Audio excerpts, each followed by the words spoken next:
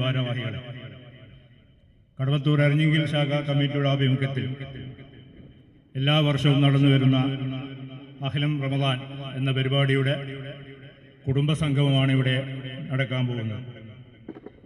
ഈ യോഗത്തിൽ എത്തിച്ചേർന്ന എല്ലാവർക്കും സ്വാഗത ഭാഷണം നടത്തുക എന്നാണ് എൻ്റെ ദൗത്യം. ഈ സംഗമത്തിൻ്റെ അധ്യക്ഷത വഹിക്കുന്നത് KNM-ന്റെ ശാഖാ പ്രസിഡന്റ് KK അടുത്ത് അബൂബക്കർ സാഹിബ് അവர்களാണ്. അദ്ദേഹത്തെ ഞാൻ ഈ സംഗമത്തിലേക്ക് സ്വാഗതം ചെയ്യുകയാണ്. അതേപോലെ ഈ പരിപാടി ഉദ്ഘാടനം ചെയ്യുന്നത് KNM-ന്റെ സംസ്ഥാന vice president PK Ibrahim Haji അവர்களാണ്. അദ്ദേഹത്തെയും ഈ പരിപാടിയിലേക്ക് ഞാൻ സ്വാഗതം ചെയ്യുകയാണ്. ഈ പരിപാടിയോടനുബന്ധിച്ച് 3 പരിപാടികൾ വരെ നടക്കുന്നുണ്ട്. അതിൽ ഒന്നാമത്തത് നമ്മുടെ ജില്ലാ KNM-ന്റെ വർക്കിംഗ് ഫണ്ട് ഉദ്ഘാടനം നമ്മുടെ NIS-ന്റെ പ്രസിഡന്റ് PK അബ്ദുള്ള സാഹിബ് നിർവഹിക്കുകയാണ്. അദ്ദേഹത്തെ ഈ പരിപാടിയിലേക്ക് ഞാൻ സ്വാഗതം ചെയ്യുകയാണ്. അതേപോലെ ISM-ന്റെ സംസ്ഥാന കമ്മിറ്റിയുടെ ആഭിമുഖ്യത്തിൽ ഈലാഫ് വൾഡിയസിൻ്റെ പ്രവർത്തന സജ്ജമാക്കുന്നതിന് വേണ്ടി ഒരു ISM ഷർട്ട് പീസ് ചാലഞ്ച് ഇവിടെ നടക്കുകയാണ്. അതിൻ്റെ മണ്ഡലതല ഉദ്ഘാടനം നടത്തുന്നത് നമ്മുടെ അൽമദീന ഗ്രൂപ്പ് ചെയർമാൻ കോയിൽ അബ്ദുള്ള സാഹിബ് അവர்களാണ്. അദ്ദേഹത്തെ ഈ പരിപാടിയിലേക്ക് ഞാൻ സ്വാഗതം ചെയ്യുകയാണ്. അതേപോലെ MGM-ന്റെ ഭക്ഷ്യക്കിറ്റ് ശാഖാ ഭാരവാഹികളെ ഏൽപ്പിക്കുന്ന കർമ്മം കണ്ണൂർ ജില്ലാ KNM-ന്റെ സെക്രട്ടറി ഇസഹാഖ് കല്ലിക്കണ്ടി അവர்களാണ്. അദ്ദേഹത്തെ ഞാൻ ഈ പരിപാടിയിലേക്ക് സ്വാഗതം ചെയ്യുകയാണ്. അതേപോലെ ഈ പരിപാടി മുഖ്യ പ്രഭാഷണ കർമ്മം നിർവഹിക്കുന്നത് അതുതന്നെയാണ് നമ്മുടെ പ്രമുഖ അൻസാർ നൽമണ്ട അദ്ദേഹമാണ്. അദ്ദേഹത്തെ ഈ പരിപാടിയിലേക്ക് ഞാൻ സ്വാഗതം ചെയ്യുകയാണ്. അതേപോലെ ഈ പരിപാടിയിൽ സാന്നിധ്യം ഉറപ്പിച്ച മണ്ഡലം KNM-ന്റെ പ്രസിഡന്റ് അബൂബാറാട്ട്, ജില്ലാ KNM-ന്റെ വൈസ് പ്രസിഡന്റുമാരായ Rabbancheri Ariyaji, Yakub Elangode, NK Ahmed Madani, T Ashraf master, CH Ismail Farooqi ഇവർക്കും ഞാൻ സ്വാഗതം പറയുകയാണ്. ഈ പരിപാടിയിൽ അധ്യക്ഷത വഹിക്കുന്നത് KK അബ്ദുള്ള അവர்களാണ്. അദ്ദേഹത്തെയും ഈ പരിപാടിയിലേക്ക് ഞാൻ സ്വാഗത ഭാഷണം നടത്തുകയാണ്. അതേപോലെ ഈ പരിപാടിയിൽ എത്തിച്ചേർന്ന എല്ലാ സഹോദരി സഹോദരന്മാർക്കും KNM-ന്റെയും ISM-ന്റെയും MSM-ന്റെയും MGM-ന്റെയും ഭാരവാഹികൾക്കും സ്വാഗതം നടത്തിക്കൊണ്ട് ഈ പരിപാടിയുടെ അധ്യക്ഷത ഏറ്റെടുക്കുന്നതിന് വേണ്ടി KK അടുത്ത അബൂബക്കർ സാഹിബിനെ ആദരവോടെ ക്ഷണിക്കുന്നു. അസ്സലാമു അലൈക്കും വറഹ്മത്തുള്ളാഹി വബറകാതുഹു. പ്രിയപ്പെട്ട സ്റ്റേജിലിരിക്കുന്ന നേതാക്കളെ, സദസ്സിലുള്ള സഹോദരി സഹോദരന്മാരെ, നമ്മളെ സംബന്ധിച്ചിടത്തോളം പരിശുദ്ധ റമദാൻ അടുത്തുകൊണ്ടിരിക്കുകയാണ്.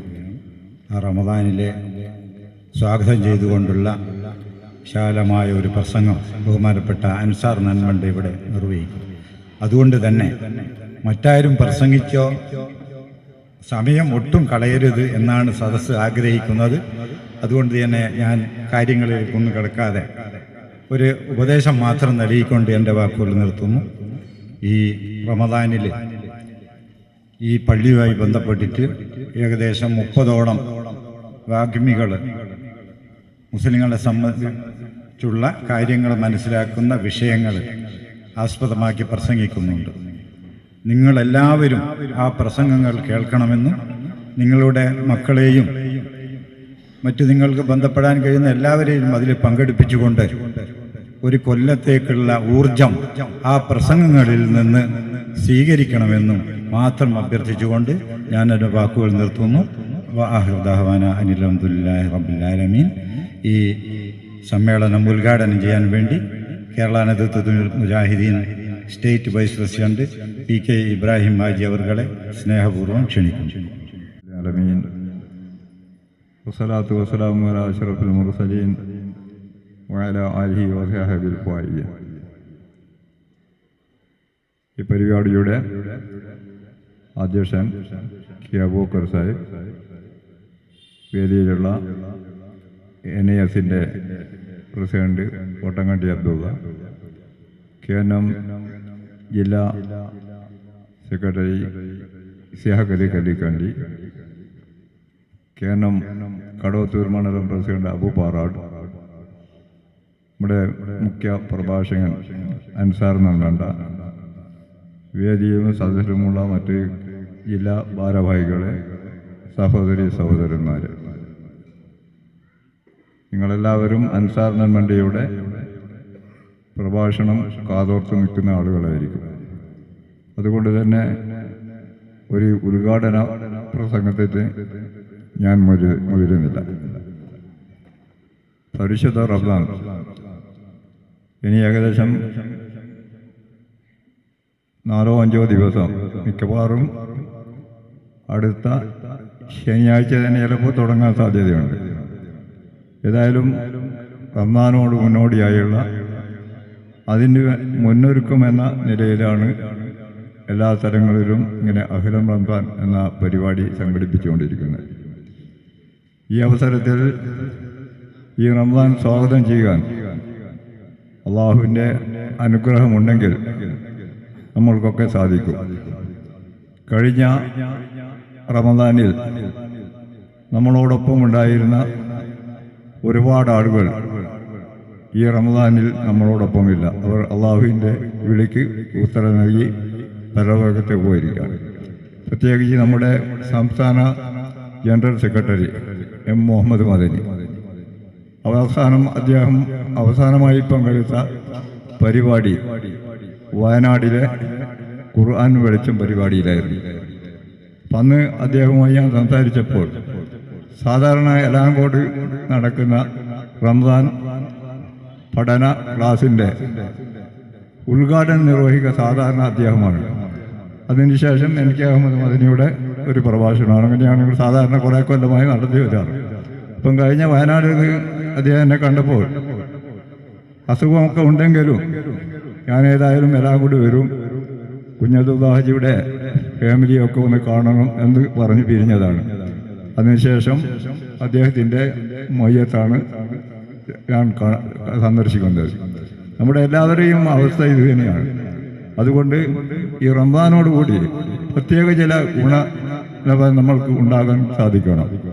വിദ്വേഷവും വെറുപ്പും അതുപോലെ പരസ്പരമുള്ള കണ്ടുകൂടായ്മകളും ഇതൊക്കെ ഒന്ന് അവസാനിപ്പിച്ച് നിഷ്കളങ്കമായ ഒരു മനസ്സിൻ്റെ ഉടമകളായി മാറുവാൻ നമ്മൾക്ക് ഈ റമദാനോടുകൂടി സാധിക്കണം. അതൊക്കെ സവിസ്തരം നമ്മുടെ അൻസാറിൻ്റെ പ്രഭാഷണത്തിൽ ഇവിടെ ഉണ്ടാകുമെന്നുള്ള പ്രതീക്ഷയോടുകൂടി ഈ പരിപാടി അള്ളാഹുവിൻ്റെ നാമത്തിൽ ഉദ്ഘാടനം നിർവഹിച്ചുകൊണ്ട് ഞാൻ എൻ്റെ വാക്കുകൾ അവസാനിപ്പിക്കുന്നു. വാഹിർ ദഅ്വാന അനിൽ ഹംദുലില്ലാഹി റബ്ബിൽ ആലമീൻ. അസ്സലാമു അലൈക്കും വറഹ്മത്തുള്ളാഹി. വേദിയിൽ എത്തിച്ചേരുക.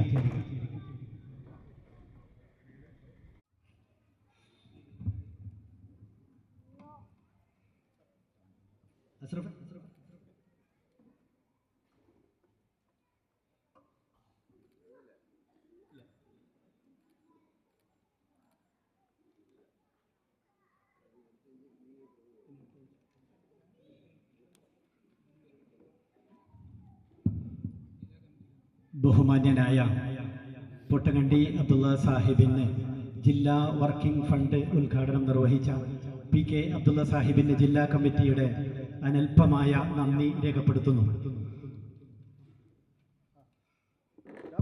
അടുത്തതായി ISM white shirt peace challenge Kadavathur മണ്ഡലം തല ഉദ്ഘാടനം നമ്മുടെ സുഹൃത്തും നമ്മുടെ സഹകാരിയും എല്ലാമായ പൊയിൽ അബ്ദുള്ള സാഹിബ് അത് നിർവഹിക്കുന്നു. ISM ഭാരവാഹികൾ വേദിയിൽ എത്തിച്ചേരണമെന്ന് അറിയിക്കുന്നു.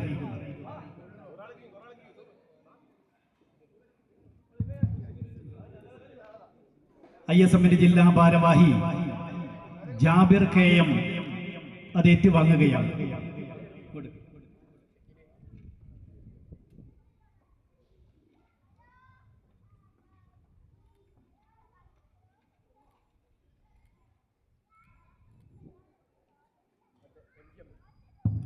പ്രിയപ്പെട്ട അബ്ദുള്ള സാഹിബിന് സംഘടനയുടെ നന്ദി രേഖപ്പെടുത്തുകയാണ്.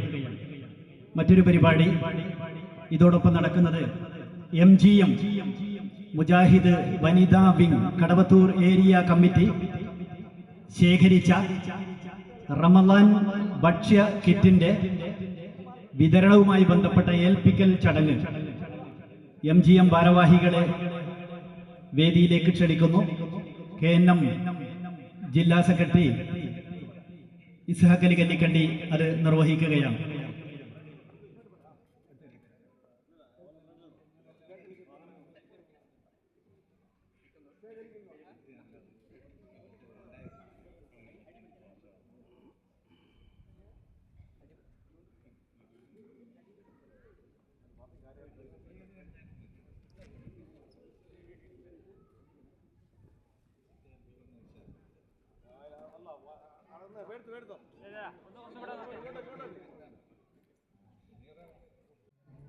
ദാബ പ്രവർത്തനങ്ങൾക്കും മറ്റ് സംഘടനയുടെ വിവിധ കമ്മിറ്റികളുടെ പ്രവർത്തനങ്ങൾക്കുമൊക്കെയാണ് ഈ സംഖ്യ ചെലവഴിക്കുക. ഇൻഷാ അല്ലാഹ് കടവത്തൂർ പ്രദേശമെന്നും സംഘടനയ്ക്ക് ഒരുപാട് ഉപകാരങ്ങൾ, ഒരുപാട് കാര്യങ്ങൾ ചെയ്യുന്ന പ്രദേശമാണ്. കണ്ണൂർ ജില്ലയുടെ ഒരു പ്രധാനപ്പെട്ട ഏരിയ എന്ന നിലയിൽ ഒരിക്കൽ കൂടി അഭ്യർത്ഥിക്കുകയാണ് നിങ്ങളുടെ സഹായ സഹകരണങ്ങൾ ഉണ്ടാകാനില്ലാത്ത പുണ്യത്തിന്റെ പൂക്കാലം എന്ന് ചരിത്രങ്ങളിലും വിശുദ്ധ ഖുർആനിലും രേഖപ്പെടുത്തിയ പരിശുദ്ധ റമദാൻ, അതിന്റെ എല്ലാ ഐശ്വര്യങ്ങളും പവിത്രതയും നമ്മിലേക്ക് നൽകാൻ വേണ്ടി നമ്മൾ കാത്തിരിക്കുന്ന അനുഗ്രഹീതമായ ദിനങ്ങളാണ് നമ്മളെ ജീവിതത്തിലേക്ക് വരാനിരിക്കുന്നത്. വിശുദ്ധ ഖുർആനിലൂടെയും പ്രവാചകൻ സല്ലല്ലാഹു അലൈഹി വസല്ലമയുടെ ജീവിതത്തിലൂടെയും നമസ്കാരം പോലെ, സക്കാത്ത് പോലെ, പരിശുദ്ധ റമദാനും ഹജ്ജുമൊക്കെ എന്തിന് എന്ന ചോദ്യത്തിന് കേവലം യാന്ത്രികമായ ചില ഇടപെടലുകളും പട്ടിണി കടക്കലുകളും സുഭിക്ഷമായ ഭക്ഷണം കഴിക്കലുകളും എന്ന അർത്ഥത്തിലല്ല ഇസ്ലാമിക ഇബാദത്തുകൾ പരിചയപ്പെടുത്തപ്പെട്ടിട്ടുള്ളത്. മറിച്ച് ഓരോരുത്തരുടെ ജീവിതത്തിലും വലിയ മാറ്റത്തിന് കാരണമായി ലോകത്തൊരു ശക്തിക്കും തടയാനാവാത്ത മരണമെന്ന യാഥാർത്ഥ്യത്തിന്റെ മുൻപിൽ ഏറ്റവും സമാധാനത്തോടുകൂടി സന്തോഷത്തോടുകൂടി തിരിച്ചു പോകണം.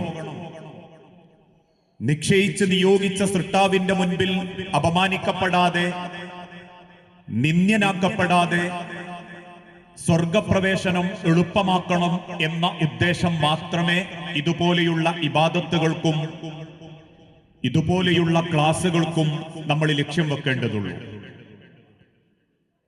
കാരണം ലോകം ഇത്രയേറെ പുരോഗമിച്ചിട്ടുണ്ടെങ്കിലും ഏത് നിമിഷവും മരണം നമ്മളെ കൊണ്ടുപോകും. എന്റെയും നിങ്ങളുടെയും മനസ്സിലുള്ള ആഗ്രഹങ്ങളോ സ്വപ്നങ്ങളോ നമ്മൾ ചിന്തിച്ചു കൂട്ടുന്ന കാര്യങ്ങളൊന്നും പരിഗണിക്കാതെ അള്ളാഹു നിശ്ചയിച്ച സമയം, റബ്ബ് നിശ്ചയിച്ച രീതിയിൽ ഒരാൾക്കും തിരുത്താനോ തടയാനോ സാധിക്കാതെ ഞാനും നിങ്ങളും മടങ്ങിപ്പോണം. അതുകൊണ്ടാണ് മുൻഗാമികളായ ഉലമാക്കൾ പാടിപ്പഠിപ്പിച്ചതും വലത്തുക ഉമ്മുക യബ്ന ആദമ ബാക്കിയ വന്നാസു ഹൗലക യൽഹഖൂന സുറൂറാ ഫഅമൽ ബിനഫ്സിക ഇദാ തകുൻ ബകാ ഫീ യൗമി മൗതിക ലാഹികൻ മസ്റൂറാ വലത്തുക ഉമ്മുക യബ്ന ആദം. ആദമിന്റെ മക്കളെ, നിങ്ങളെ നിങ്ങളുടെ ഉമ്മ പ്രസവിച്ചിട്ടുള്ളത് ബാക്കിയ കരയുന്നവനായിക്കൊണ്ടാണ്. ജനിച്ച കുട്ടിയുടെ കരച്ചിൽ കേട്ടിട്ടില്ലെങ്കിൽ ആശുപത്രികൾ മൂകമാകും. ജനിച്ച കുട്ടിയൊന്ന് കരഞ്ഞിട്ടില്ലെങ്കിൽ കുടുംബക്കാര് വല്ലാതെ പ്രയാസപ്പെടും. ഡോക്ടർമാര് പോലും ഏറെ ആശങ്കപ്പെടും. അതുകൊണ്ട് തന്നെ കരയുന്നവനായിക്കൊണ്ടാണ് നിങ്ങളുടെ സൃഷ്ടാവ് നിങ്ങളെ സൃഷ്ടിച്ചതെങ്കിൽ അന്ന് വന്നാസു ഹൗലക യൽഹഖൂന സുറൂറാ, നിങ്ങളെ ചുറ്റുഭാഗത്തും കൂടി നിൽക്കുന്ന ആളുകളൊക്കെ അന്ന് ചിരിക്കുകയായിരുന്നു. നമ്മുടെ കരച്ചിലുകൾ അവർക്കൊക്കെ ഒരു സന്തോഷമായിരുന്നു. പലരും സമാധാനത്തോടെ പറഞ്ഞിട്ടുണ്ടാകും, അൽഹംദുലില്ലാ, ഒന്ന് കരഞ്ഞു കിട്ടിയല്ലോ. എങ്കിൽ ഫഅമൽ ബിനഫ്സിക ഇദാ തകുൻ ബകാ, നിന്റെ ചുറ്റുഭാഗത്തും കൂടി നിൽക്കുന്ന ആളുകൾ സങ്കടം കൊണ്ട് കരയുന്ന ഒരു ദിനം നിനക്ക് വരാനുണ്ട്. ഫീ യൗമി മൗതിക ലാഹികൻ മസ്റൂറാ, അമ്മ കരയുന്നവർക്ക് നടുവിൽ മനസ്സമാധാനത്തോടെ പുഞ്ചിരിച്ചുകൊണ്ട് നിനക്ക് നിന്റെ സൃഷ്ടാവിന്റെ അരികിലേക്ക് മടങ്ങണമെങ്കിൽ ഫഅമൽ ബിനഫ്സിക, നിനക്ക് റബ്ബ് നിശ്ചയിച്ച ആയുസ് കൊണ്ട് നീ സമ്പാദിക്കണം.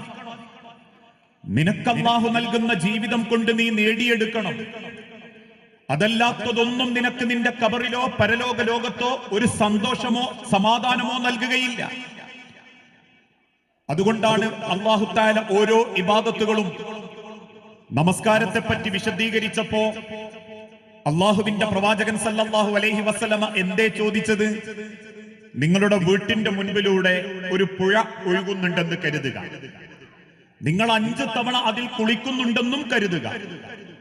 അങ്ങനെ കുളിക്കുന്ന നിങ്ങളുടെ ശരീരത്തിൽ എന്തെങ്കിലും മാലിന്യങ്ങൾ ഉണ്ടാകുമോ? സ്വഹാബത്ത് മദീനത്തെ പള്ളിയിൽ വെച്ച് പറഞ്ഞു, ലാ യാ റസൂലല്ലാഹ്, ഉണ്ടാവില്ല നബിയേ. എങ്കിൽ 5 വക്ത് നമസ്കാരം പടച്ച റബ്ബിന്റെ മുൻപിൽ നെറ്റി ചേർത്ത് വെച്ച് നമസ്കരിച്ചിറങ്ങുന്ന ഒരാണിന്റെയും പെണ്ണിന്റെയും ജീവിതത്തിൽ അവന്റെ മനസ്സിൽ പിന്നെ പകക്ക് സ്ഥാനമുണ്ടാകാൻ പാടില്ല. അവിടെ വെറുപ്പോ വിദ്വേഷമോ ഉണ്ടാകാൻ പാടില്ല. അവിടെ അനീതിയോ അക്രമങ്ങളോ ഉണ്ടാകാൻ പാടില്ല. അവിടെ ഏതെങ്കിലും അർത്ഥത്തിലുള്ള വൃത്തികേടുകളോ തോന്നിവാസങ്ങളോ ഉണ്ടാകാൻ പാടില്ല. പക്ഷേ നമസ്കരിച്ചിട്ടും നമുക്ക് ആ സ്വഭാവമുണ്ടെങ്കിൽ റബ്ബ് നിശ്ചയിച്ച ആ ഇബാദത്തിന്റെ ഗുണം നമ്മളെ ജീവിതത്തിൽ നടന്നിട്ടില്ല എന്നാണ് അതിന്റെ അർത്ഥം. വരാനിരിക്കുന്ന പരിശുദ്ധ റമദാനിൽ പ്രവേശിക്കുമ്പോൾ കേവലം പട്ടിണി കിടക്കുന്നൊരു വയറും പിന്നീട് തുറക്കാൻ നേരത്ത് വാരി വലിച്ച് ഭക്ഷിക്കുന്ന ഒരു ഹൃദയം വയറും ഇതല്ല പടച്ചറപ്പ് നമ്മളിൽ നിന്നും ആഗ്രഹിക്കുന്നത്.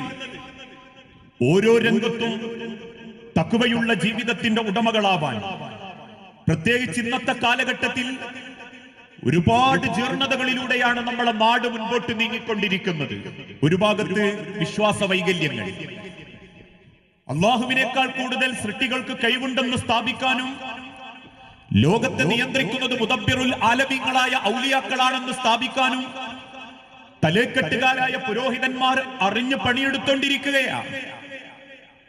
മജ്ലിസുകളൊക്കെ സംഘടിപ്പിച്ച് കുടുംബത്തിലെ സാധുക്കളായ സ്ത്രീകളെ വശീകരിച്ച് സാമ്പത്തികമായി ചൂഷണം ചെയ്ത് തുറന്നു വെച്ചിരിക്കുന്ന ടിവിയുടെ താഴെ പോലും ആ മജ്ലിസ് നടത്തുന്ന ഉസ്താദിന്റെ വള്ളത്തിലേക്കുള്ള ഊത്ത് കിട്ടാൻ ടിവിയുടെ തൊട്ട് താഴെ പാത്രത്തിൽ വെള്ളം വെച്ച് കാത്തിരിക്കുന്ന ഒരു ജനത ഇന്ന് കേരളക്കരയിലുണ്ട്. മരിച്ചുപോയ ഭർത്താവിന്റെ മയ്യത്ത് 3 മാസം മലപ്പുറം ജില്ലയിൽ ഒരു പെണ്ണ് സൂക്ഷിച്ചു വെച്ചു. പുറത്തേക്ക് ഗന്ധം ഒഴുകാത്ത നിലക്ക് ചാക്കിൽ പൊതിഞ്ഞ് തന്റെ വീട്ടിന്റെ ബെഡ്റൂമിന്റെ മൂലയിൽ ആ പെണ്ണ് എന്തിനാണ് ഭർത്താവിനെ ആ മയ്യത്തിനെ വെച്ചതെന്ന് ചോദിച്ചപ്പോ അറസ്റ്റ് ചെയ്യാൻ വന്ന പോലീസുകാരോട് പെണ്ണ് തിരിച്ചു പറഞ്ഞത് മാലയിലെ ഒരു വാക്കായിരുന്നു, ചത്താച്ചകത്തീനെ ജീവനിടിച്ചോവർ ചാകും കിലശത്തെ നന്നാക്കി വിട്ടോവർ.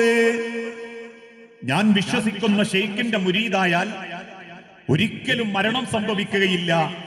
മരിച്ചവർക്ക് ജീവൻ കൊടുക്കാൻ പോലും കഴിവുള്ളവനാണ് ഞങ്ങളുടെ ഷെയ്ഖ് എന്ന വിശ്വാസത്തിന്റെ പേരിലായിരുന്നു.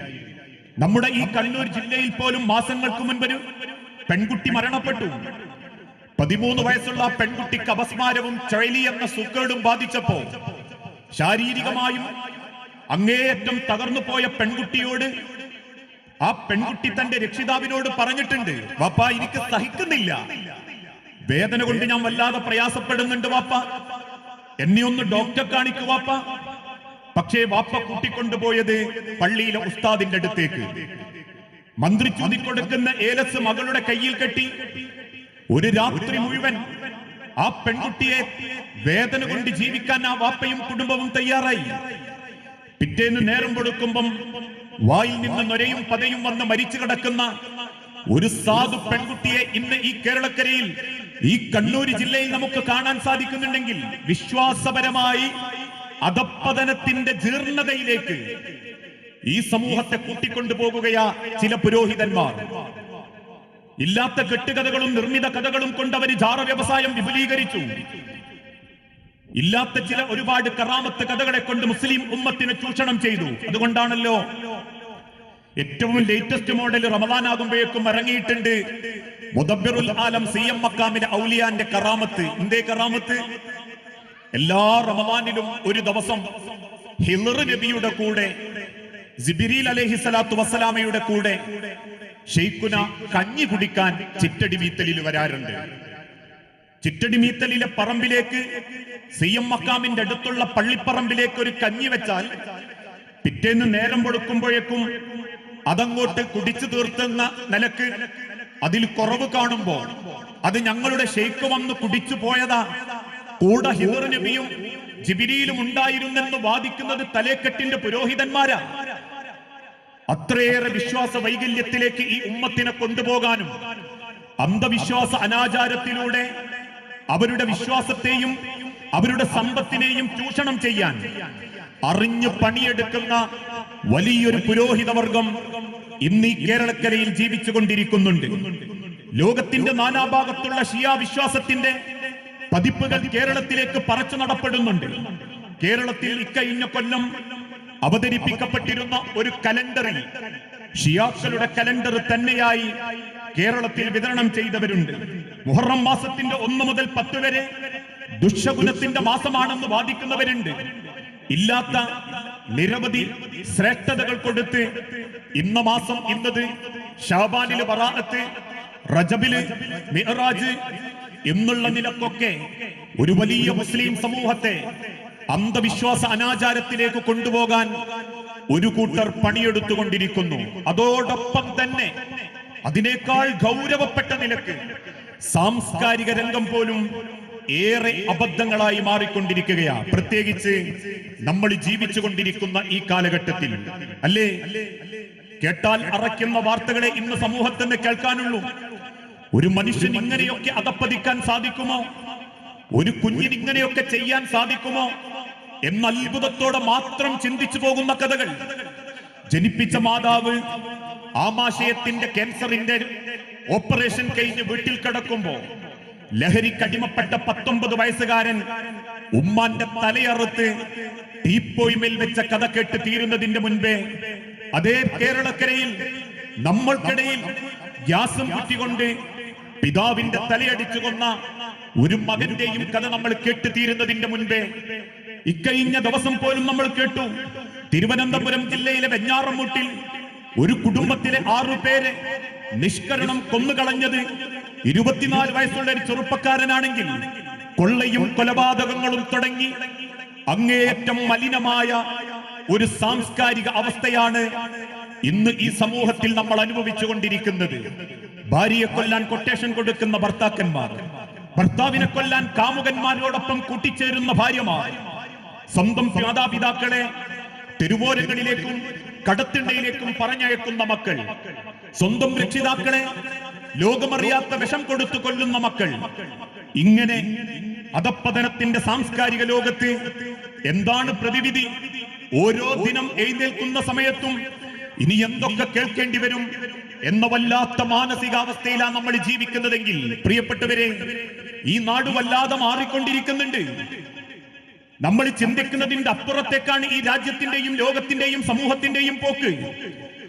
ഇന്ന് നമ്മൾ കേട്ടത് അടിവാരത്തെ ഒരു കുടുംബത്തിലാണെങ്കിൽ, ഇന്ന് നമ്മൾ കേട്ടത് തിരുവനന്തപുരത്തെ വെഞ്ഞാറമുട്ടിലാണെങ്കിൽ, നാളെ കടവത്തൂരിൽ സ്വന്തം വീട്ടിന്റെ അകത്തളങ്ങളിൽ ഭയപ്പാടോടുകൂടി ജീവിക്കുന്ന ഒരു കാലഘട്ടത്തിലേക്കാണ് ഞാനും നിങ്ങളും നീങ്ങിക്കൊണ്ടിരിക്കുന്നത്. അള്ളാഹു വിശുദ്ധ ഖുർആനിലൂടെ പഠിപ്പിച്ചതുപോലെ വലനബ്ലുവന്നകും ബിശൈഇൻ മിനൽ ഖൗഫി വൽ ജൂഇ വനക്സിൻ മിനൽ അംവാലി വൽ അൻഫുസി.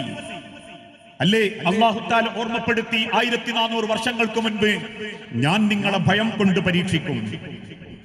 ഈ അടുത്ത കാലം വരെ രക്ഷിതാക്കൾക്ക് ഒരു ഭയമായിരുന്നു, മക്കൾ നോക്കുവോ, മക്കൾക്കൊക്കെ എന്നെ വേണ്ടാതാവോ, വാർദ്ധക്യത്തിൽ ഞാൻ സംരക്ഷിക്കപ്പെടൂലേ എന്ന ബേജാറിൽ നിന്നും രക്ഷിതാക്കൾ ഇന്ന് എവിടെ എത്തി? നേരം വെളുക്കുമ്പം സ്വന്തം കഴുത്തിന്റെ മേലെ തലയുണ്ടെന്ന ആശ്വാസത്തിലെത്തി. എന്റെ മക്കൾ എന്നെ കൊന്നുകളയുമോ, എന്റെ തലയവര് വെട്ടിമാറ്റുമോ എന്ന ആശങ്കയിലേക്ക് നമ്മൾ എത്തി. ലോകം വളരുന്നതോടൊപ്പം സമൂഹത്തിന്റെ പുതിയ പുതിയ കണ്ടുപിടുത്തങ്ങൾ മനുഷ്യരാശിയെ സ്വാധീനിക്കുന്നതോടൊപ്പം മനുഷ്യനും ജീവിതവും വല്ലാതെ മാറിക്കൊണ്ടിരിക്കുകയാണ്. അല്ലാഹു വിശുദ്ധ ഖുർആനിലൂടെ പഠിപ്പിച്ചതുപോലെ ലഖദ് ഖലഖനൽ ഇൻസാന ഫീ അഹ്സനി തഖ്വീം സുമ്മ റദദ്നാഹു അസ്ഫല സാഫിലീൻ. അല്ലാഹു തആല ഓർമ്മപ്പെടുത്തുന്ന ഒരു വാക്ക്, തീർച്ചയായും മനുഷ്യനെ ഞാൻ ഏറ്റവും ഭംഗിയോടെയാ സൃഷ്ടിച്ചിട്ടുള്ളത്. സ്നേഹം എന്തെന്നറിയാൻ, സാഹോദര്യം എന്തെന്നറിയാൻ, പരസ്പര ബന്ധങ്ങളുടെ മഹത്വം തിരിച്ചറിയാൻ, ലോകത്ത് സൃഷ്ടിക്കപ്പെടുന്ന ഏറ്റവും മഹത്തായ രീതിയിൽ മനുഷ്യനെ ഞാൻ സൃഷ്ടിച്ചിരിക്കുന്നു. മൃഗങ്ങൾക്കോ പക്ഷികൾക്കോ ഈ ലോകത്ത് റബ്ബ് സൃഷ്ടിച്ച മറ്റൊരു ജീവജാലങ്ങൾക്കും കൊടുക്കാത്ത പവിത്രത ആദമിന്റെ മക്കളായ മനുഷ്യന് ഞാൻ നൽകിയിരിക്കുന്നു. വലഖദ് കറംനാ ബനി ആദം. ആദമിന്റെ മക്കളെ ഞാൻ ആദരിച്ചിരിക്കുന്നു. ഇതാരാ പറയണേ?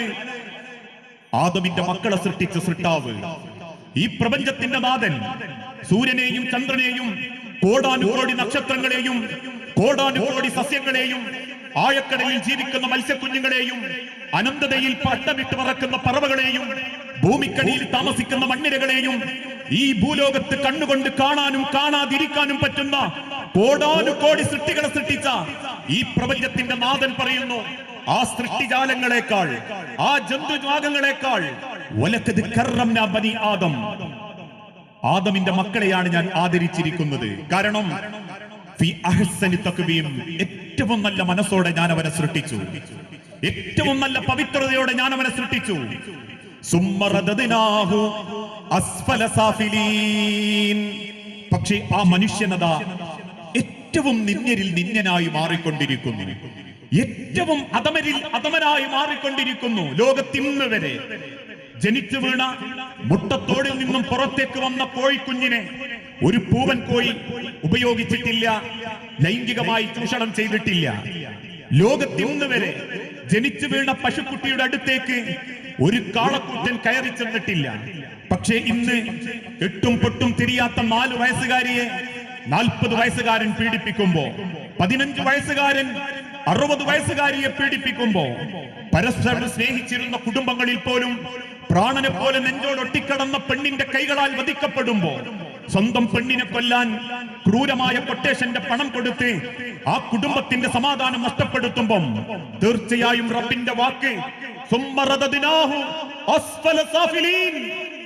നിന്ദ്യരിൽ നിന്ദ്യനായി നികൃഷ്ടരിൽ നികൃഷ്ടനായി മനുഷ്യൻ മാറിക്കൊണ്ടിരിക്കുന്നു. മറ്റൊരു ഭാഗത്ത് അല്ലാഹു തആല ഓർമ്മപ്പെടുത്തിയില്ലേ, വലഖദ് ദറഅനാ ലിജഹന്നമ കസീറൻ മിനൽ ജിന്നി വൽ ഇൻസ് ലഹും ഖുലൂബുൻ ലാ യഫ്ഖഹൂന ബിഹാ വലഹും അയ്യുനുൻ ലാ യുബ്സിറൂന ബിഹാ വലഹും ആദാനുൻ ലാ യസ്മഊന ബിഹാ.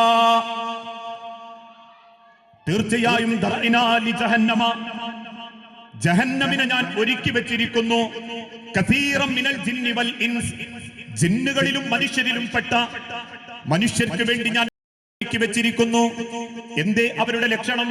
ലഹും ഖുലൂബുൻ ലാ യഫ്ഖഹൂന ബിഹാ, അവർക്ക് ഹൃദയമുണ്ട്, പച്ചക്കരളിന്റെ ഹൃദയത്തിന്റെ കഷണം റബ്ബ് കൊടുത്തിട്ടുണ്ട്.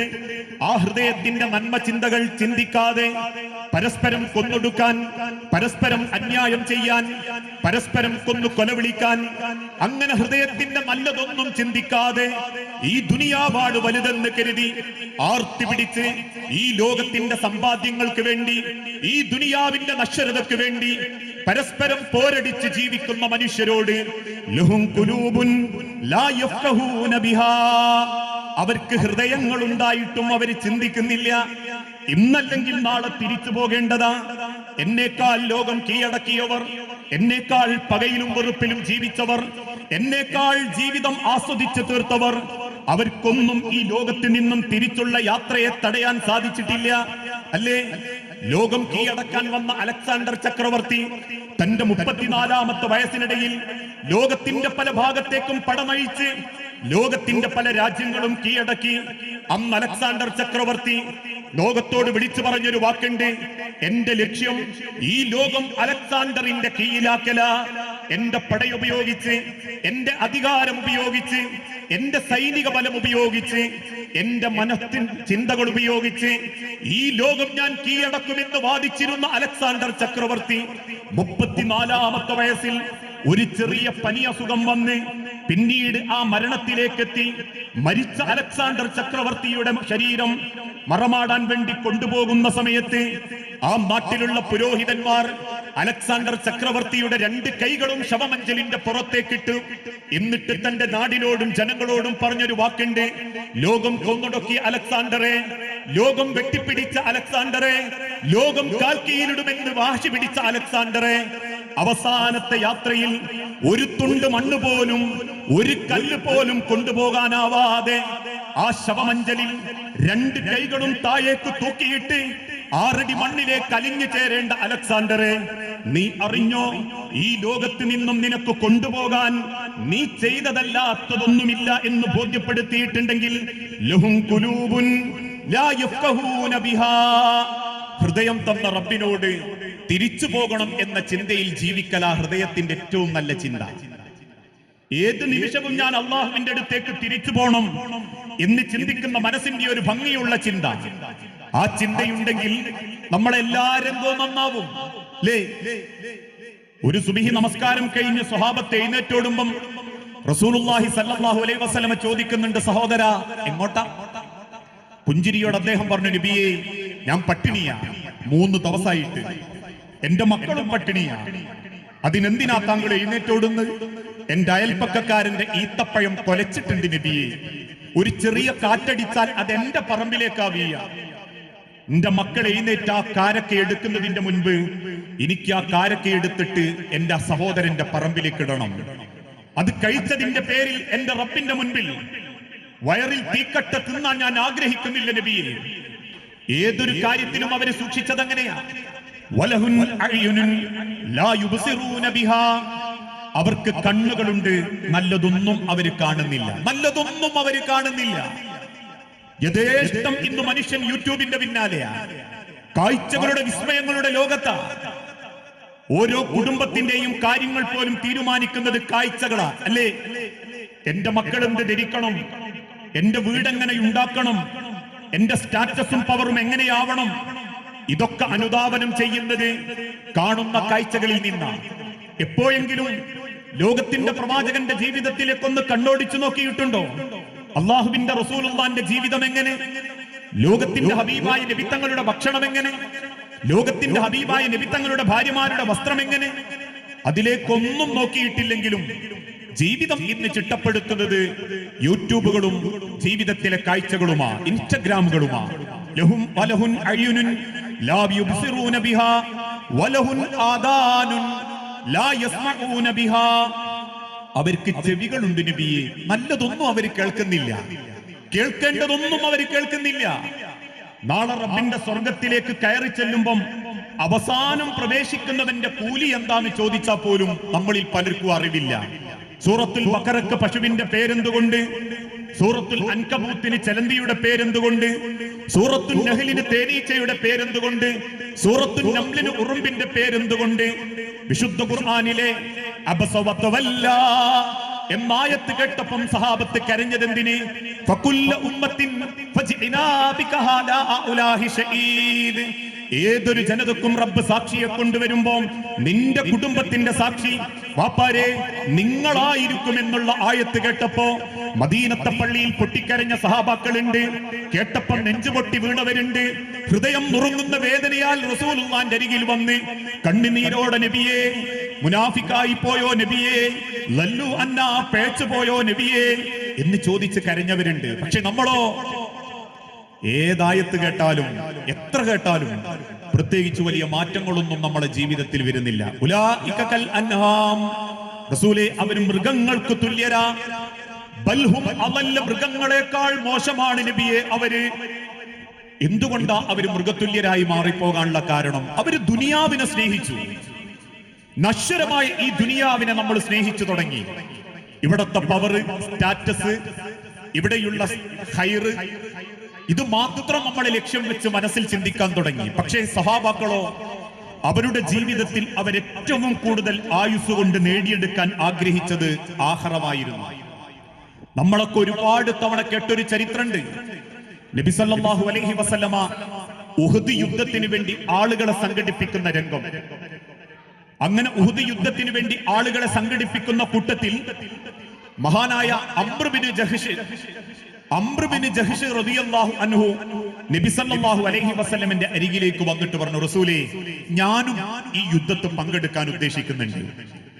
നബി സല്ലല്ലാഹു അലൈഹി വസല്ലമ ചോദിച്ചു, അംറേ നിനക്ക് എത്ര മക്കളാ? 4 ആൺകുട്ടികളാ നബിയെ. 4 പേരെയും യുദ്ധത്തിൽ പങ്കെടുപ്പിക്കണം. പുഞ്ചിരിയോടെ ആവേശത്തോടെ അംർ റളിയല്ലാഹു അൻഹു പറഞ്ഞു, 4 പേരും യുദ്ധക്കളത്തിലാണ് നബിയെ. അവർ സഫായി നിന്ന നിങ്ങളുടെ അണികളുടെ കൂട്ടത്തിലുണ്ട്. വീണ്ടും റസൂൽ ചോദിച്ചു, പിന്നെന്താ അംറേ താങ്കൾ വരാൻ കാരണം? അംർ റളിയല്ലാഹു അൻഹു തിരിച്ചു പറഞ്ഞു, റസൂലേ സ്വഹാബാക്കളിൽ ചിലർ പറയുന്നു എനിക്ക് യുദ്ധത്തിൽ പങ്കെടുക്കാൻ അവസരമല്ല. റസൂലുള്ളാഹി സ്വല്ലല്ലാഹു അലൈഹി വസല്ലം ചോദിച്ചു, കാരണം? എന്റെ ഒരു കാലിങ്ങനെ വളഞ്ഞിട്ടാണ് നബിയെ, നടക്കാൻ എനിക്ക് പറ്റാറില്ല. എന്റെ കാലിന്റെ വികലാംഗത്വം കൊണ്ട് എനിക്ക് യുദ്ധത്തിൽ പങ്കെടുത്തുകൂടാന്ന് അവര് പറയുന്നത്. നബിയെ എനിക്ക് ആ യുദ്ധത്തിൽ പങ്കെടുത്തേ മതിയാവൂ. അള്ളാഹുവിന്റെ റസൂൽ സല്ലല്ലാഹു അലൈഹി വസല്ലം ചോദിച്ചു, എന്താ അംറേ ഇപ്പൊ ആവേശം തോന്നാനുള്ള കാരണം? അംർ റളിയല്ലാഹു അൻഹു തിരിച്ചു പറഞ്ഞു, നബിയെ എന്റെ വീട്ടിൽ നിന്നും എന്നോട് സമ്മതം വാങ്ങിപ്പോകുന്ന 4 മക്കളും പറഞ്ഞത് എന്താണെന്നറിയോ? നിങ്ങളെ ഞങ്ങൾ സ്വർഗത്തിൽ വെച്ച് കണ്ടോളാം വാപ്പാ, നിങ്ങളെ ഞങ്ങൾ സ്വർഗത്തിൽ വെച്ച് കണ്ടോളാം. എന്റെ മക്കൾ സ്വർഗത്തിൽ പ്രവേശിക്കുന്നതിന്റെ മുൻപ് അവര് കൂടെ എനിക്കും സ്വർഗത്തിൽ പ്രവേശിക്കണം നബിയെ. അതുകൊണ്ട് എന്റെ കാലിന്റെ വികലാംഗത്വം, ആ വികലാംഗത്വം കൊണ്ടാണ് എനിക്ക് ആ യുദ്ധം തടയുന്നതെങ്കിൽ റസൂലേ എനിക്ക് അനുവാദം തരണം, ഞാൻ ആ യുദ്ധത്തിൽ പങ്കെടുക്കും. അള്ളാഹുവിന്റെ പ്രവാചകന്റെ അനുമതി പ്രകാരം ഉഹദ് യുദ്ധത്തിലേക്ക് പുറപ്പെട്ട അംർ ബിൻ ജഹ്ഷ് റളിയല്ലാഹു അൻഹു ശത്രുവിന്റെ വെട്ടേറ്റ് മരണപ്പെടുകയുണ്ടായി. ഷഹീദായി കിടക്കുന്ന അംർ റളിയല്ലാഹു അൻഹുവിന്റെ മയ്യത്തിന്റെ അരികിൽ വന്ന് റസൂലുള്ളാഹി സ്വല്ലല്ലാഹു അലൈഹി വസല്ലം നോക്കുമ്പോൾ അദ്ദേഹത്തിന്റെ ശരീരത്തിന്റെ മുൻഭാഗത്ത് 70-ൽ പരം വെട്ടുകൾ.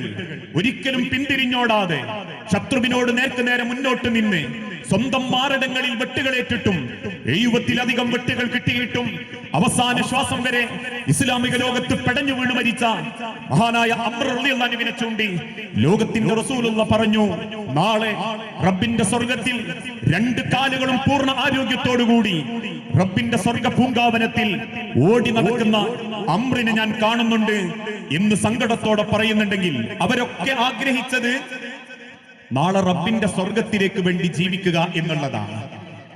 ഇന്ന് പക്ഷേ നമ്മളെ ജീവിതം തെറ്റിപ്പോകാനുള്ള കാരണം ദുനിയാവിന് വേണ്ടി നമ്മൾ ഒരുപാട് മത്സരിക്കാൻ തുടങ്ങി. അള്ളാഹു ആവർത്തിച്ചോർമ്മപ്പെടുത്തി, ബൽ തുസിറൂനൽ ഹയാത്തദ് ദുനിയാ വല്ലാഖിറതു ഖൈറും വഅബ്കാ. റസൂലേ, അവര് കൂടുതലും ആഗ്രഹിക്കുന്നത് ദുനിയാവിന് വേണ്ടിയാ. ദുനിയാവിലെ പബ്ലിസിറ്റി, ദുനിയാവിലെ പവർ, ദുനിയാവിലെ സ്റ്റാറ്റസ്, ദുനിയാവിലെ ഈഗോ, ദുനിയാവിലെ ആദരവുകൾ.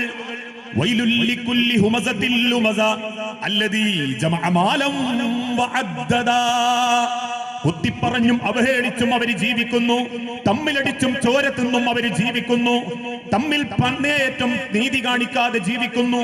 എന്നിട്ട് അല്ലദീ ജമഅ മാലം വഅദ്ദദാ, എണ്ണി തിട്ടപ്പെടുത്തിയിട്ട് അവർ സ്വയം വിചാരിക്കുന്നു, അൻ റആഹു ഇസ്തഗ്നാ, ഞാൻ തരക്കേടില്ല, ഞാൻ പണക്കാരനാ, ഞാൻ സൗകര്യമുള്ളവനാ എന്നവൻ സ്വയം ചിന്തിക്കുകയും ചെയ്യുന്നു നബിയെ.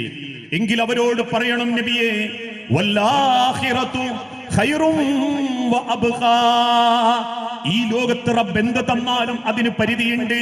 എന്റെ സൗന്ദര്യം, എന്റെ വെളുപ്പ്, എന്റെ ഈ മുഖക്കാന്തി, ഇതെല്ലാം ദിനേന നഷ്ടപ്പെട്ടുകൊണ്ടിരിക്കുകയാ. ലോകത്ത് എത്രയേറെ സൗന്ദര്യ വസ്തുക്കൾ വന്നാലും, എത്രയേറെ ഫേഷ്യൽ ക്രീമുകൾ വന്നാലും ഒരു പരിധിയിലധികം ഈ ചുളിവുകൾ നികത്താൻ നിങ്ങളെ കൊണ്ട് സാധിക്കുകയില്ല. ഇന്നുണ്ടെന്ന് കരുതുന്ന പലതും നാളെ മണ്ണിന്റെ അടിയിലാക്കാൻ റബ്ബിന് സാധിക്കും. കുഞ്ചൻ തമ്പ്യാര് പാടിയതുപോലെ ഇന്നത്തെ ദിവസം നാളെ ഉണ്ടായിക്കൊള്ളണമെന്നില്ല. മാളിക മുകളേറിയ മന്നന്റെ തോളിൽ മാറാപ്പ് കേറ്റുന്നതും ഭവാൻ എന്നോർമ്മപ്പെടുത്തിയിട്ടുണ്ടെങ്കിൽ ഇന്നുള്ളതെല്ലാം നാളെ നശിക്കും, ഇന്നുള്ളതെല്ലാം നാളെ തകരും. ഇന്നുണ്ടെന്ന് അവകാശപ്പെടുന്ന മക്കൾ പോലും ഇല്ലാണ്ടാകും. അതുകൊണ്ട് വൽ ആഖിറത്തു ഖൈറും വഅബ്കാ, ഒരിക്കലും നശിക്കാത്തൊരു ലോകം, ഒന്നും നശിച്ചു പോകാത്തൊരു ലോകം അവർക്ക് കാത്തു നിൽക്കുന്നുണ്ട് നബിയേ എന്ന് പറയണം. ഞാൻ പറയാറുണ്ട്, അള്ളാഹു എടുത്തു കളയുന്നതിൽ സമ്പത്തും ആരോഗ്യവും മാത്രമല്ല, ജീവിക്കാനുള്ള സ്വപ്നം പോലും പടച്ചോൻ എടുത്തു കളയാറുണ്ട്. ഒരുപാട് പ്രതീക്ഷയോടെ ജീവിച്ച് പ്രാർത്ഥിച്ചു കിട്ടിയ 18 വയസ്സുള്ള ഒരു പെൺകുട്ടി, അഥവാ വിവാഹം കഴിഞ്ഞ് 16 കൊല്ലം കഴിഞ്ഞിട്ട് ഒരു കുട്ടീനെ കിട്ടുന്നത്. ആ 16 കൊല്ലം കഴിഞ്ഞ് കിട്ടിയ കുട്ടിയ ദിവസങ്ങൾക്ക് മുൻപ് വാപ്പന്റെയും ഉമ്മന്റെയും കൂടെ ഒരു യാത്രക്കിടയിൽ പല തവണ ആ കുടുംബത്തിനെ ആ വാപ്പയും സംരക്ഷിച്ചു നിർത്തിയിട്ടും ഒരു പാർക്കിലെ വെള്ളത്തിൽ ആ കുട്ടി മുങ്ങി മരിച്ചിട്ടുണ്ടെങ്കിൽ ജീവിക്കാനുള്ള സ്വപ്നം പോലും പടച്ചോൻ എടുത്തു കളയും ദുനിയാവില്. അള്ള തന്നതാ ദുനിയാവിലുള്ളതൊക്കെ, ആരോഗ്യം, പൈസ, കുടുംബം, ഇതൊക്കെ പടച്ചോൻ എടുക്കാൻ നിമിഷ നേരം മതി.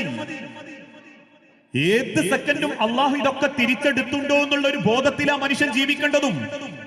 അതല്ലേ മദീന പള്ളിയിൽ വെച്ചിട്ട് ലോകത്തിന്റെ ഹബീബായ നബി തങ്ങൾ ഓർമ്മപ്പെടുത്തിയത്,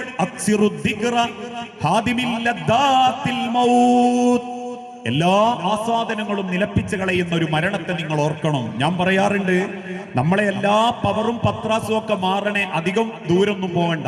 നാളെ നേരം വെളുക്കുക, ബാത്റൂമിൽ പോകുമ്പോ ഒരു ബ്ലഡിന്റെ അംശം, അതല്ലെങ്കിലും ഒന്ന് പല്ലേക്കുന്ന സമയത്ത് പല്ലിന്റെ ഉള്ളിൽ കൂടെ ബ്ലഡ് വരുന്നു, ഒന്ന് തുപ്പുന്ന നേരത്ത് മൂക്കിന്റെ ഉള്ളിൽ കൂടെ ചെറിയൊരു ബ്ലഡിന്റെ കിനിയല്, മനസ്സ് വല്ലാതെ ബേജാറാകും. നേരെ കുടുംബത്തിലുള്ള ആരെങ്കിലും കൂട്ടിയിട്ടൊന്ന് കണ്ണൂർ തലശ്ശേരി ഹോസ്പിറ്റലിൽ ചെന്നു നിത്യം കാണിക്കുന്ന ഡോക്ടറെ കാണിച്ചു. കാണിക്കുന്ന സമയത്ത് ഡോക്ടർ അളവിൽ കവിഞ്ഞ് പതിവില്ലാത്ത നിലക്ക് നമ്മളെങ്ങനെ തിരിച്ചും മറച്ചും ഒക്കെ നോക്കാൻ തുടങ്ങി. 2 തവണ തിരിഞ്ഞിരിക്കാൻ പറഞ്ഞു, 2 തവണ മുന്നോട്ടിരിക്കാൻ പറഞ്ഞു, കണ്ണൊന്ന് താഴ്ത്തി നോക്കി, വായിലേക്ക് കുറെ ടോർച്ചടിച്ചു, ഇവിടെ വേദന ഉണ്ടോന്ന് ചോദിച്ചു, കൈക്ക് ഒരു തരിപ്പുണ്ടോന്ന് ചോദിച്ചു. ഈ ചോദ്യം കൂടുമ്പോ തന്നെ മതി നമ്മളെ മനസ്സൊന്ന് പതറാൻ. വല്ലാതെ ബേജാറായി നിൽക്കുന്ന സമയത്ത് ഡോക്ടർ പിന്നെയും നമ്മളോട് പറയാ, ഞാനേ ഒരു 2-3 ടെസ്റ്റിന് എഴുതുന്നുണ്ട്, ബ്ലഡ് ടെസ്റ്റിന്. ഒന്നുകിൽ നിങ്ങൾ എറണാകുളത്ത് ശ്രീചിത്രയിൽ പോയി ചെയ്യണം, അല്ലേ കണ്ണൂർ MBR പോയി ചെയ്യണം, അല്ലെങ്കിൽ കോഴിക്കോട് അശ്വിനിന്നൊന്ന് ചെയ്തോക്കണം. 2-3 സ്ഥലത്തേ ഉള്ളൂ ആ ടെസ്റ്റ്. പേടിക്കൊന്നും വേണ്ട, പേടിക്കാൻ പറഞ്ഞതുമല്ല, ഒരുറപ്പിട്ടാൻ വേണ്ടിയിട്ടാ. ബേജാറാവരുത് കേട്ടോ. ആരെങ്കിലും ഉണ്ടോ വീട്ടില്? മക്കളാരോ പോരാൻ പറ്റിയവരുണ്ടോ? ഒറ്റക്ക് പോകരുത്, ആരെയും കൂട്ടി പോയാ മതി. മതി, ഈ ഒരൊറ്റ വാക്ക് കേട്ടാ മതി, നമ്മൾ ജീവിക്കും അവിടെ തീരും. എല്ലാ സന്തോഷവും തീരും, എല്ലാ സമാധാനവും തീരും. എന്തിന്? ഒരു തവണ പോലും ഫോൺ എടുത്തിട്ടൊന്ന് നോണ്ടാൻ, ഒന്ന് കൈകൊണ്ടൊന്ന് സ്കിപ്പ് ചെയ്യാൻ പോലും തോന്നൂല. അത്ര നിസ്സാരരാ ദുനിയാവിൽ ഞാനുങ്ങളും. അള്ള നിശ്ചയിച്ചാൽ ഏത് സെക്കൻഡും മാറി മറിയുന്ന ഒരു ജീവിതത്തിന്റെ ഉടമകൾ. അതുകൊണ്ടാ റബ്ബ് പഠിപ്പിച്ചതും വല്ലാഹിറത്തു ഖൈറും വഅബ്ഖാ, തീർച്ചയായും ഒരിക്കലും നശിക്കാതെ കാത്തിരിക്കുന്ന ആഹാരമാണ് നിങ്ങൾക്ക് ഏറ്റവും ലഭ്യമായിട്ടുള്ളത്. ആ ആഹാരത്തിനാ നമ്മൾ ജീവിക്കേണ്ടത്. ദുനിയാവിന് പടച്ചോൻ വലിയ വിലയൊന്നും കൊടുത്തിട്ടില്ല. അതുകൊണ്ട് ആ മദീനത്തെ പള്ളിയിൽ നിന്ന് നമസ്കാരം കഴിഞ്ഞ് എഴുന്നേറ്റ് പോകുമ്പോ റസൂലുള്ളാഹി സ്വല്ലല്ലാഹു അലൈഹി വസല്ലം ഒരു ആട്ടിൻകുട്ടി ചത്തെടുക്കുന്നത് കാണുന്നുണ്ട്. നമ്മൾ കേട്ട ചരിത്രം. ആ ആട്ടിൻകുട്ടിയുടെ ചത്ത ആ ഒരു ശരീരം എടുത്തിട്ട് റസൂലുള്ള സഹാബത്തിനോട് പറയും, ആർക്ക് വേണം? സഹാബത്ത് പറഞ്ഞു, ആർക്കും വേണ്ട നബിയെ. റസൂലുള്ളാഹി സ്വല്ലല്ലാഹു അലൈഹി വസല്ലം വീണ്ടും പറഞ്ഞു, കൊണ്ടുപോയിക്കോ, ഇതാർക്കും ഫ്രീ തരും ഞാൻ. സഹാബത്ത് ഒരു പരിഹാസത്തോടെ പറഞ്ഞു, നബിയെ ആർക്ക് വേണം അതിനെ? ആർക്ക് വേണം നബിയെ അതിനെ? ഒന്നാമത് ചത്തതാ, രണ്ടാമത് പുഴു വളയ്ക്കുന്നതാ, പിന്നെ അതിന്റെ ചെവിയും കൂർത്തിട്ടുള്ളതാ, ലക്ഷണം കെട്ട ഏതോ ഒരു മൃഗം. അങ്ങനെ ഞങ്ങൾ അതിനെ കാണുന്നുള്ളൂ, ഞങ്ങൾക്ക് വേണ്ട നബിയെ. അത് കാണിച്ച് ഞങ്ങളെങ്കിൽ പരിഹസിക്കല്ലേ നബിയെ, അത് കാണിച്ച് ഞങ്ങളെ വഞ്ചിക്കാൻ ശ്രമിക്കല്ലേ റസൂലേ. അത് കേട്ട് തീരുമ്പോഴേക്കും അള്ളാഹുവിന്റെ റസൂലുള്ള കരയാൻ തുടങ്ങി. കണ്ണുനീരോടെ സഹാബാക്കൾ ചോദിച്ചു, റസൂലേ എന്തിനാ നിങ്ങൾ കരയുന്നത്? ആ ചത്ത ആട്ടിൻകുട്ടിയുടെ നേരെ നോക്കി റസൂലുള്ള പറയുന്ന ഒരു വാക്കുണ്ട്, സഹാബത്തെ, ഈ ചത്തു പൊഴിവളയ്ക്കുന്ന ആട്ടിൻകുട്ടിയുടെ വില പോലും അല്ല ദുനിയാവിന് കൊടുത്തിട്ടില്ല. ദുനിയാവ് എന്ന് പറഞ്ഞാൽ കടവത്തൂരല്ല, ദുനിയാവ് എന്ന് പറഞ്ഞാൽ കണ്ണൂർ ജില്ലയല്ല, ദുനിയാവ് എന്ന് പറഞ്ഞാൽ കേരളല്ല, ദുനിയാവ് എന്ന് പറഞ്ഞാൽ ഇന്ത്യ അല്ല. സൂര്യൻ ഉദിച്ചസ്തമിക്കുന്ന ഈ പ്രപഞ്ചത്തിന് ഒരു ചത്ത ആട്ടിൻകുട്ടിയുടെ വില പോലും പടച്ചോൻ കൊടുത്തിട്ടില്ല. അള്ള വില കൊടുത്തിരുന്നുവെങ്കിൽ, അള്ളാഹുവിന് ഇഷ്ടപ്പെട്ടതായിരുന്നു ദുനിയാവെങ്കിൽ, അള്ളാന്റെ നിഷേധികൾക്ക് ഒരു തുള്ളി വെള്ളം പോലും പടച്ചോൻ കൊടുക്കൂലായിരുന്നു. അതുകൊണ്ട് തന്നെ ദുനിയാവിന് അള്ളാഹു അത്ര വിലയിട്ടിട്ടുള്ളൂ എങ്കിൽ എന്നും കൂടെയുണ്ടാകും. ഈ ദുനിയാവിൽ നിന്നും തിരിച്ചു പോരുമ്പം എനിക്ക് ഉപകാരപ്പെടാനുള്ളത് എന്റെ ജീവിതത്തിലെ എന്റെ അധ്വാനങ്ങളാണെന്ന ബോധത്തോടുകൂടി ഓരോ അമലുകളെയും ജീവിതത്തിലേക്ക് ചേർത്ത് നിർത്താൻ നമുക്ക് സാധിക്കേണ്ടതുണ്ട്. അതുകൊണ്ടാ റബ്ബ് പഠിപ്പിച്ചതും വമൽ ഹയാത്തദ് ദുനിയാ ഇല്ലാ മതാഉൽ ഗുറൂർ. ഈ ദുനിയാവ് ഒരു വഞ്ചനയുടെ ദിവമാ. ഇന്ന് കാണുന്നതൊന്നും നാളെ ഉണ്ടാവില്ല, ഇന്നുള്ളതൊന്നും നാളെ ഉണ്ടാവൂല. പ്രിയപ്പെട്ടവരെ, ജീവിതത്തിന്റെ ഏറ്റവും സഹാബത്തിനെ ആകർഷിച്ചതും ആ ആഖിറം എന്ന ബോധമാണ്, സ്വർഗം എന്ന ലക്ഷ്യമാണ്. അതിനുവേണ്ടി അവർ പണിയെടുത്തതും പരിശ്രമിച്ചതും. മഹാനായ ഹല്ലല റളിയല്ലാഹു അൻഹുവിന്റെ ചരിത്രം നമ്മൾ പറയാറില്ലേ? ഹല്ലല റളിയല്ലാഹു അൻഹുവിന് ഉയരക്കുറവുണ്ടായിരുന്നു എന്നാ. വിവാഹപ്രായം എത്തിയിട്ടും ആരും കല്യാണം കഴിപ്പിച്ചു കൊടുക്കാതായപ്പോ റസൂലുള്ളാഹിന്റെ അരികിൽ വന്ന് കരയുന്ന ഹല്ലല റളിയല്ലാഹു അൻഹുവിനോട് ഒരു അൻസാരിയുടെ മകളെ അള്ളാഹുവിന്റെ റസൂലുള്ളാഹിന്റെ അന്വേഷണ പ്രകാരം കെട്ടിക്കാൻ വേണ്ടി പറയുന്നുണ്ട്. കെട്ടിക്കാൻ മടി കാണിക്കുന്ന വാപ്പാന്റെ മുഖത്ത് നോക്കി പെൺകുട്ടി തന്നെയാ പറയുന്നത്, വാപ്പേ, എനിക്ക് റസൂലുള്ള നിശ്ചയിച്ചതാ ഹല്ലലയെങ്കിൽ ഞാൻ ഹല്ലലാനെ കല്യാണം കഴിച്ചോളാം. വിവാഹം കഴിഞ്ഞ ആദ്യത്തെ രാത്രി ഭാര്യയുമായി റൂമിൽ കയറി വാതിലടച്ചു. ആ സമയത്താണ് ഉഹുദ് യുദ്ധം ആരംഭിക്കാൻ വേണ്ടി തിരുദൂതന് ഉഹുദിന്റെ യുദ്ധക്കളത്തിലേക്ക് പുറപ്പെടാൻ വേണ്ടി സ്വഹാബത്തിനെ സഫാക്കി നിർത്തി. കൂട്ടത്തിൽ ചില സ്വഹാബാക്കൾ പറഞ്ഞു, ഹല്ലല വന്നിട്ടില്ല. വേറെ കുറെ സഹാബാക്കൾ പറഞ്ഞു, ഹല്ലല വരണ്ട, അദ്ദേഹത്തിന്റെ ആദ്യ രാത്രിയാ, ഇന്ന് മണവാളനാ. പക്ഷെ കേട്ടു നിൽക്കുന്ന ചിലർ പറഞ്ഞു, ഇല്ല, ഹല്ലല ഇതിനേക്കാൾ ആഗ്രഹിക്കുന്നത് യുദ്ധമായിരിക്കും. വിവരമറിഞ്ഞ ഹല്ലല റളിയല്ലാഹു അൻഹു ഭാര്യനെ കെട്ടിപ്പിടിച്ച് ചോദിക്കുന്നുണ്ട്, പെണ്ണെ, നിന്നേക്കാൾ ഞാൻ ആഗ്രഹിക്കുന്നത് പടച്ചോന്റെ സ്വർഗമാണ്. ഇതെന്റെ സ്വർഗത്തിലേക്കുള്ള റബ്ബിന്റെ സ്വാഗതമാണെങ്കിൽ ഞാൻ ആ യുദ്ധക്കളത്തിൽ ഷഹീദാവും. നിന്നെ അള്ളാഹുവിന്റെ സ്വർഗത്തിൽ വെച്ച് കണ്ടുമുട്ടാമെന്ന പ്രതീക്ഷയിൽ ഞാൻ റസൂലുള്ളാഹിന്റെ കൂടെ യുദ്ധത്തിനിറങ്ങുകയാണ്. അനുവാദം കൊടുത്ത ഭാര്യയുടെ കൂടെ, ലോകത്തിന്റെ പ്രവാചകന്റെ കൂടെ യുദ്ധക്കളത്തിൽ ചെല്ലുകയും ശത്രുവിന്റെ വെട്ടേറ്റ് അദ്ദേഹം ഷഹീദാവുകയും ചെയ്തു. മരിച്ച ഹല്ലല റളിയല്ലാഹു അൻഹുവിന്റെ മയ്യത്ത് ഉഹുദിന്റെ മണൽത്തരികളിൽ നിന്നും എടുക്കാൻ പോയ സഹാബത്ത് കണ്ണുനീരോടെ റസൂലുള്ളാഹിന്റെ അരികിൽ ഓടിക്കതച്ചു വന്നു. എന്തേ കാരണം? മറ്റൊരാളുടെ മയ്യത്തിലും ഒരു തുള്ളി വെള്ളമില്ല എങ്കിൽ ആ യുഹുദിന്റെ രണാങ്കണത്തിൽ മരിച്ചു കിടക്കുന്ന ഹല്ലല റളിയല്ലാഹു അൻഹുവിന്റെ ശരീരത്തിൽ വെള്ളത്തിന്റെ തുള്ളികളുണ്ട് നബിയെ. ശരീരത്തിന്റെ പല ഭാഗത്തും ഉറ്റിറ്റു വീഴുന്ന വെള്ളത്തുള്ളികൾ ഹല്ലലയുടെ ശരീരത്തിലുണ്ടെന്ന് സ്വഹാബത്ത് പറയുമ്പം ആദ്യമായി അള്ളാഹുവിന്റെ പ്രവാചകൻ ആ ഭാര്യ ആളയച്ച് വിളിച്ചു കൊണ്ടുവരും. എന്നിട്ട് ചോദിക്കും, പെണ്ണെ, നിന്റെ ഹൻലല നിന്റെ അരികിൽ നിന്നും എഴുന്നേറ്റ് പോകുന്നത് എങ്ങനെയായിരുന്നു? ആ പെൺകുട്ടി കണ്ണുനീരോടെ തിരിച്ചു പറഞ്ഞൊരു വാക്കുണ്ട്, ലോകത്തിന്റെ പ്രവാചകരെ, ആദ്യ രാത്രിയുടെ സുഖത്തിനിടയിൽ എന്റെ മടിക്കെട്ടിൽ നിന്നും എഴുന്നേറ്റ് പോകുന്ന ഹൻലല വലിയ ജനാപത്തുകാരനായിരുന്നു. ജീവിതത്തിന്റെ മോഹങ്ങളും സ്വപ്നങ്ങളും കണ്ട് ഞങ്ങൾ ശരീരം പങ്കിടുമ്പോഴാണ് നബിയെ നിങ്ങളുടെ യുദ്ധത്തിന്റെ ആവശ്യം കേട്ട് എന്റെ മടിക്കുത്തിൽ നിന്നും ഹൻലല എഴുന്നേറ്റ് പോകാനുള്ള കാരണം. അത് കേട്ട് തീരുമ്പോഴേക്കും ആ പെൺകുട്ടിയടക്കം സർവരെയും നിശബ്ദനാക്കി ലോകത്തിന്റെ പ്രവാചകൻ പറഞ്ഞൊരു വാക്കുണ്ട്, ഹസ്ബുക്കല്ലാൻ, ഹസ്ബുക്കല്ലാൻ. ഇനി ഒരക്ഷരം ആരും ശബ്ദിക്കാൻ പാടില്ല. എനിക്കുറപ്പാ ലോകത്തിന്റെ റബ്ബിന്റെ ജന്നാത്തുൽ ഫിർദൗസിന്റെ മഞ്ഞുകണങ്ങളെ കൊണ്ട്, സ്വർഗത്തിലെ മഞ്ഞുകണങ്ങളെ കൊണ്ട് ഈ മയ്യത്ത് കുളിപ്പിച്ചത് അള്ളാഹുവിന്റെ മലക്കുകളായിരിക്കും. എന്റെ ഹൻലലക്ക് ഇതിലും നല്ലൊരു സ്വാഗതം എന്റെ റബ്ബിന്റെ അരികിൽ കിട്ടാനില്ലെന്ന ബോധത്തോടുകൂടി ഹൻലല റളിയല്ലാഹു അൻഹുവിന്റെ മയ്യത്തെടുത്ത് 6 അടി മണ്ണിലേക്ക് ഇറക്കി വെച്ച് നാഥനോട് പ്രാർത്ഥിക്കുന്ന ലോകത്തിന്റെ പ്രവാചകന്റെ ചരിത്രം. ആ സഹാബത്തൊക്കെ ആഗ്രഹിച്ചത് ദുനിയാവ് ചെറുതാ, ദുനിയാവ് വളരെ ചെറുതാ. ഒരു കൊതുകിന്റെ ചിറകിന്റെ വലുപ്പം പോലും പടച്ചോൻ ദുനിയാവിന് കൊടുത്തിട്ടില്ല. ആ കൊതുകിനെ പറ്റി പരിചയപ്പെടുത്തുമ്പോ ആളുകൾ ചോദിക്കുന്ന ഒരു ചോദ്യമുണ്ട്, അതിന് കൊതുക് അത്ര വലുതാണോ? ആണ്. ഒരു കൊതുകിനെ നമ്മൾ കാണുന്നതല്ല റബ്ബിന്റെ സൃഷ്ടിപ്പ്. നമ്മൾ കാണുന്നത് കൊതുക് പറന്നു വരുന്നു, അതിന്റെ കൊമ്പ് ഉപയോഗിച്ച് നമ്മളെ ശരീരത്തിലേക്ക് അതിന്റെ കൊമ്പ് താത്തുന്നു എന്നാണെങ്കിൽ അല്ല പ്രിയപ്പെട്ടവരെ. എന്തിനാ റബ്ബ് കൊതുകിനെ ഉപമിച്ചതെന്നറിയുമോ? കൊതുകിന് 6ഓളം കൊമ്പുകളുണ്ട്.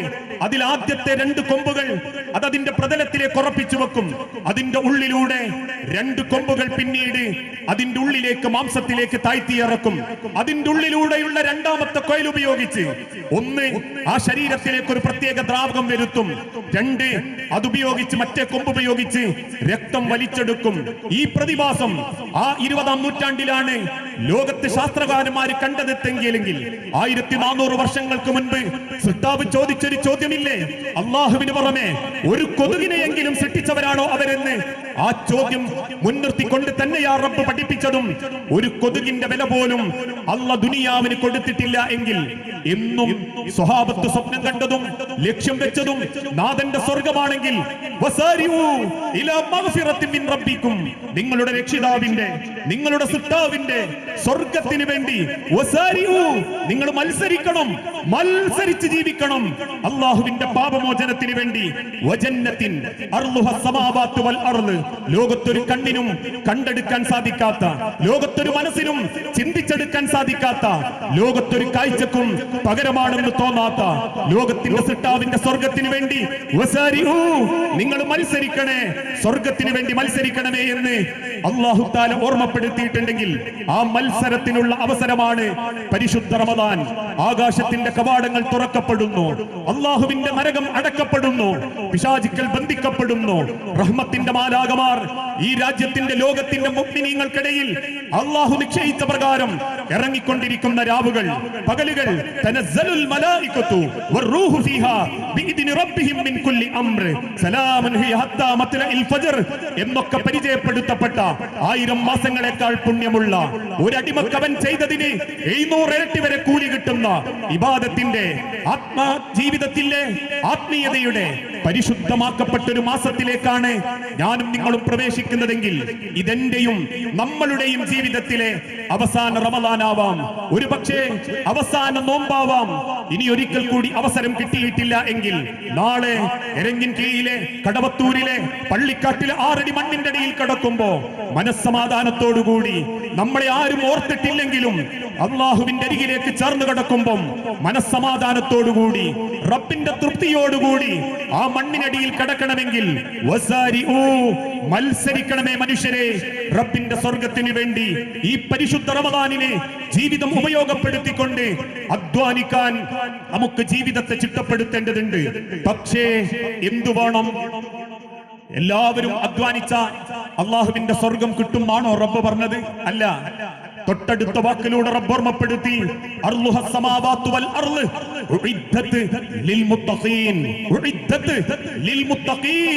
മുത്തഖീങ്ങൾക്ക് മാത്രമാണ് റബ്ബ് അതൊരുക്കി വെച്ചിട്ടുള്ളത്. ആരാണ് മുത്തഖീങ്ങൾ? ആരാണ് മുത്തഖീങ്ങൾ? നാട്ടിൽ ഇസ്ലാമിന്റെ ചിഹ്നങ്ങളോട് കൂടി നടക്കുന്നവരാണോ? അല്ലെങ്കിൽ ഇസ്ലാഹി പ്രവർത്തനത്തിന്റെ നെടുംതൂണുകളാണോ? ഒന്നാമത്തെ സഫിലേക്ക് എന്നും പള്ളിയിലെത്തി നാട്ടുകാർക്കിടയിൽ സൽപ്പേരും പവറും കിട്ടിയവരാണോ? ആരാണ് മുത്തഖീങ്ങൾ? തഖ്വ എന്നാൽ മനുഷ്യന്റെ പ്രകടനപരതയിലല്ല. ഇന്ന് അങ്ങനെയാണ്. ഇന്ന് ആൾക്കാർ തഖ്വ അളക്കുന്നത് കോലം നോക്കിയിട്ടൊക്കെയാണ്. അതിന് അന്നത്തെ മുസ്ലിം ഉമ്മത്തിന്റെ ഏറ്റവും വലിയ പരാജയം. ആൾക്കാർ തഖ്വ ഉണ്ടാക്കാൻ ചിഹ്നങ്ങളെ മാത്രം ഉണ്ടാക്കിക്കൊണ്ടിരിക്കുക. ആള് നല്ല ചിഹ്നം കൊണ്ട് മുത്തക്കിയായിരിക്കും, പക്ഷെ വായിന്ന് വരുന്നത് ലോകത്തൊരു കാട്ടറവി പോലും സംസാരിക്കാത്ത വൃത്തികേടായിരിക്കും. പക്ഷെ ആള് ഭയങ്കര ഇസ്ലാഹി പ്രവർത്തകൻ, ഇസ്ലാഹി പ്രവർത്തനത്തിന്റെ മുൻപന്തിയിലുള്ളവൻ, ഇന്ന വിഭാഗത്തിന്റെ തലക്കെട്ടുകാരൻ, ഇതൊക്കെ ആയിരിക്കും. ഇന്ന് ആൾക്കാർക്ക് തഖ്വ അളക്കാനുള്ളത് എന്താന്ന് ചോദിച്ചാൽ ഓന്റെ ചേലും കോലും ഒക്കെ നോക്കുക. പക്ഷെ തഖ്വ ഹഉനാ, മനുഷ്യരെ ഹൃദയം നന്നാവണം, മനസ്സ് നന്നാവണം. മനസ്സ് നന്നാവുമ്പം കർമ്മം നന്നാവും, മനസ്സ് നന്നാവുമ്പം സ്വഭാവം നന്നാവും. അക്മലുൽ ഈമാനൽ മുഅ്മിനി, ഒരു മുഅ്മിനിന്റെ ഈമാൻ പൂർണ്ണമാകുന്നത് അഹ്സനുക്കും ഖുലുഖാ, നിങ്ങളുടെ സ്വഭാവം നന്നാക്കുമ്പോഴാ. സ്വഭാവം കേടാക്കിയിട്ട് പിന്നെ വലിയ ഈമാന്റെ വേഷം കെട്ടിയിട്ടൊന്നും ഒരു കാര്യവുമില്ല. നാട്ടുകാരുടെ ഇടയിൽ ചിലപ്പോൾ സൽപ്പേരും കിട്ടും, മയ്യത്ത് നിസ്കരിക്കാൻ 10,000 വരും, ഒരു കാര്യവുമില്ല. അങ്ങനത്തെ മനുഷ്യന്മാരെ നമുക്ക് മയ്യത്ത് നിസ്കരിക്കാൻ പോലും പടച്ചോൻ കൊണ്ടുത്തരികയുള്ളൂ. ഞാനൊരു ചരിത്രം പറഞ്ഞിട്ടുണ്ട് കഴിഞ്ഞ ദിവസം. അടവാട് എന്ന പ്രദേശത്തുള്ള ഒരു ഉമ്മാന്റെ മരണവുമായിട്ട് ബന്ധപ്പെട്ട് റബ്ബ് തീരുമാനിക്കും ആരെ ഉയർത്തണം, എത്ര സമാധാനത്തിൽ കൊണ്ടോണം എന്ന്. മയ്യത്ത് നിസ്കരിക്കാൻ വരുന്ന ആൾക്കാരുടെ പ്രാർത്ഥന എത്ര പേർക്ക് ഉപകാരപ്പെടണം എന്നൊക്കെ പടച്ചോൻ തീരുമാനിക്കുന്നതാ. കാരണം വന്നിക്കുന്ന മനുഷ്യന്മാരിൽ പലരും പടച്ചോൻ ഇഷ്ടപ്പെടാത്തവരായിരിക്കും. നമുക്ക് മയ്യത്ത് നിസ്കരിക്കാൻ വരുന്നവരെ പോലും പടച്ചോൻ തീരുമാനിക്കുന്നതാ. അതുകൊണ്ടാ അടവാട്ടിലെ ഉമ്മ, ഒരു പാത്തുമ്മ ഉമ്മ, ആരുമില്ല സ്വന്തത്തിന്. ചെറുപ്പത്തിലെ വാപ്പയമ്മ മരിച്ചുപോയി, കാണാൻ അത്ര ഭംഗിയൊന്നുമില്ലാത്തതുകൊണ്ട് ഇടക്കൊരുത്തം വന്ന് കെട്ടി ഒഴിവാക്കി. 48 കൊല്ലത്തിലധികമായി ആ സാധുവായ ഉമ്മ ഒറ്റക്കാ താമസം. പണ്ടുകാലത്ത് ഇടിഞ്ഞു പൊളിഞ്ഞ് വീഴാറായ ഒരു ഓടിട്ട വീട്. പക്ഷേ ഉപജീവനം നടത്തുന്നത് ആരാന്റെ അടുക്കളയിലൊക്കെ പണി ചെയ്തിട്ടാ. എല്ലാവർക്കും ഒത്താശക്ക് കൂടി കൊടുക്കും. നാട്ടുകാർ പറയുന്നുണ്ട്, കല്യാണത്തിന് ക്ഷണിച്ചിട്ടില്ലെങ്കിൽ ഒരു പരാതിയും ഇല്ലാണ്ട് വരും. തേങ്ങ അരിച്ചു കൊടുക്കും, തേങ്ങ ചിരണ്ടി കൊടുക്കും, ചെയ്യാവുന്ന വെളുത്തുള്ളിയൊക്കെ ഒന്ന് പൊളിച്ചു കൊടുക്കും, ഒരു പരാതിയുമില്ല. പെണ്ണുങ്ങളൊക്കെ കൂട്ടം കൂടി കല്യാണപ്പുരയെന്ന് സംസാരിച്ചുകൊണ്ടിരിക്കുമ്പോ ഈ താത്ത തമാശക്ക് വേണ്ടി പറയുമല്ലേ, ഫസാദ് പറയാണ്ട് എണീറ്റ് പോയി പെണ്ണുങ്ങളെന്ന്. അത്രേ ഉള്ളൂ, പറയാൻ കൂടൂല. അവസാനം ഉമ്മാക്കൊരു മോഹം, ഉമ്മ പണിക്ക് വന്നെടുത്തുന്നൊക്കെ ചോദിക്കാൻ തുടങ്ങി. 1000 ഉറുപ്പ്യന്റെ പണിയെടുത്താൽ ഉമ്മ ചോദിക്കുമല്ലേ ഒരു 200 ഉറുപ്പ്യ തരുമോ? ആൾക്കാർ പരിഹാസത്തോടെ ചോദിച്ചു, എന്തിനാ പാത്തുമ്മ നിങ്ങൾക്ക് ഇത്രയും പൈസ? ഒറ്റക്ക് ജീവിക്കുന്ന നിങ്ങൾക്ക് എന്തിനാ പൈസ? പുല്ലരിഞ്ഞിട്ടൊക്കെ പുറ്റിട്ടും ആൾക്കാർക്ക് കുണ്ട കൊടുത്തിട്ടും ഉമ്മ പൈസ സ്വരൂപിച്ചപ്പോ അന്ന് പറഞ്ഞത്, ഇക്ക് പടച്ചോന്റെ കഅബയൊന്ന് കാണണം എന്നാ. നമ്മളെത്ര വിവരല്ലട്ടോ, നമ്മളെത്ര സൗകര്യവും ഇല്ല. അന്ന് ആൾക്കാർ പരിഹസിച്ചെങ്കിൽ ആ ഉമ്മാന്റെ ലക്ഷ്യം നേടിയെടുത്തു, പൈസ സമ്പാദിച്ചു. ഒരു ട്രൂപ്പിന്റെ കൂടെ, ഗ്രൂപ്പിന്റെ കൂടെ ഹറമിലെത്തി. 6 ദിവസം പരിശുദ്ധ കഅബാലയത്തിൽ ജീവിച്ചു. കൂടെ പോയ അമീറന്മാര് പറയുന്നുണ്ട്, ഏതൊരു ബാച്ചിനെക്കാളും ഞങ്ങളെ സന്തോഷിപ്പിച്ചത് ഈ ഉമ്മയാ. 2-3 കാരൊക്കെ എഴുന്നെങ്കിലും സംഘടിപ്പിച്ചിട്ട് രാവിലെ ഉമ്മ ഹറമുക്കിറങ്ങും. ഇശാ ജമാഅത്ത് കഴിഞ്ഞിട്ട് തിരിച്ചു വരൂ. മറ്റു പലരും ആസ്വദിച്ചും ആഘോഷിച്ചും തീർക്കുമ്പോ ഒരു പരാതിയുമില്ല. അവസാനം ഹറമിൽ നിന്നും അള്ളാഹുവിന്റെ മസ്ജിദുൻ നബവിയിലെത്തി. റൗള ഷരീഫിൽ കയറി 2 റക്അത്ത് നിസ്കരിച്ചു. അന്ന് വൈകുന്നേരം വരെ റൗളയിൽ കിടന്ന ഉമ്മ കരഞ്ഞു, പ്രാർത്ഥിച്ചു, ഖുർആൻ ഓതി, ഉള്ള അറിവ് വെച്ചിട്ടോതി. തിരിച്ച് റൂമിലേക്ക് മടങ്ങി. പിറ്റേന്ന് നേരം വെളുത്തത് മദീനയിലെ മലയാളി ഗ്രൂപ്പിൽ നിന്നും വന്ന ആൾക്കാരുടെ വാർത്ത ഇങ്ങനെയായിരുന്നു, ആ ഉമ്മ റൂമിൽ മരണപ്പെട്ട് കിടക്കുന്നു. പിന്നീട് കാര്യങ്ങളൊക്കെ വളരെ എളുപ്പത്തിലാ. കേരളത്തിലെ മുഖ്യധാരാ പത്രത്തിന്റെ 1-മത്തെയോ 2-മത്തെയോ പേജിൽ ആ മയ്യത്തിന്റെ വാർത്ത ഉണ്ട്. നിങ്ങൾ എത്ര പേര് വായിച്ചിട്ടുണ്ട്? മദീന ഹറമിലെ ഇമാമിയങ്ങൾ വന്നു. മദീന പള്ളിയോട് ചേർന്ന് നിൽക്കുന്ന മദീന യൂണിവേഴ്സിറ്റിയിൽ പഠിക്കുന്ന പെൺകുട്ടികൾ വന്നു. ഈ ഉമ്മാന്റെ മയ്യത്തെടുത്തോണ്ട് പോയി. ലോകത്തെ ഏറ്റവും നല്ല മനുഷ്യന്മാർ കടന്നുറങ്ങുന്ന ബഖീഉൽ അർഖദിന്റെ ചാരത്ത് വെച്ച് ഉമ്മാന്റെ മയ്യത്ത് കുളിപ്പിക്കപ്പെട്ടു. മസ്ജിദുൽ നബവിയുടെ ഇമാമിന്റെ നേതൃത്വത്തിൽ, റൗദ ഷരീഫിൽ ഇമാമത്ത് നിൽക്കുന്ന മസ്ജിദുൽ നബവിയുടെ ഇമാമിന്റെ നേതൃത്വത്തിൽ ആ ഉമ്മാക്ക് മയ്യത്ത് നിസ്കരിക്കപ്പെട്ടു. ലോകത്തിന്റെ നാനാഭാഗത്തു നിന്നും കയറി വന്ന ലക്ഷക്കണക്കിന് വിശ്വാസികൾ, ഉമ്മമാര്, മക്കൾ ആ ഉമ്മാക്ക് വേണ്ടി ദുആയിരുന്നു, പ്രാർത്ഥിച്ചു. റൗള ഷരീഫിന്റെ അരികിലൂടെ മയ്യത്ത് എടുത്തോണ്ട് പോകുമ്പോൾ ആ മയ്യത്ത് കട്ടിലിന്റെ കാല് കിട്ടാൻ ലോകത്തിന്റെ നാനാഭാഗത്തുള്ള 100 കണക്കിന് ചെറുപ്പക്കാര് മയ്യത്ത് കട്ടിലിന്റെ അടുത്തേക്ക് ഓടി വന്നു.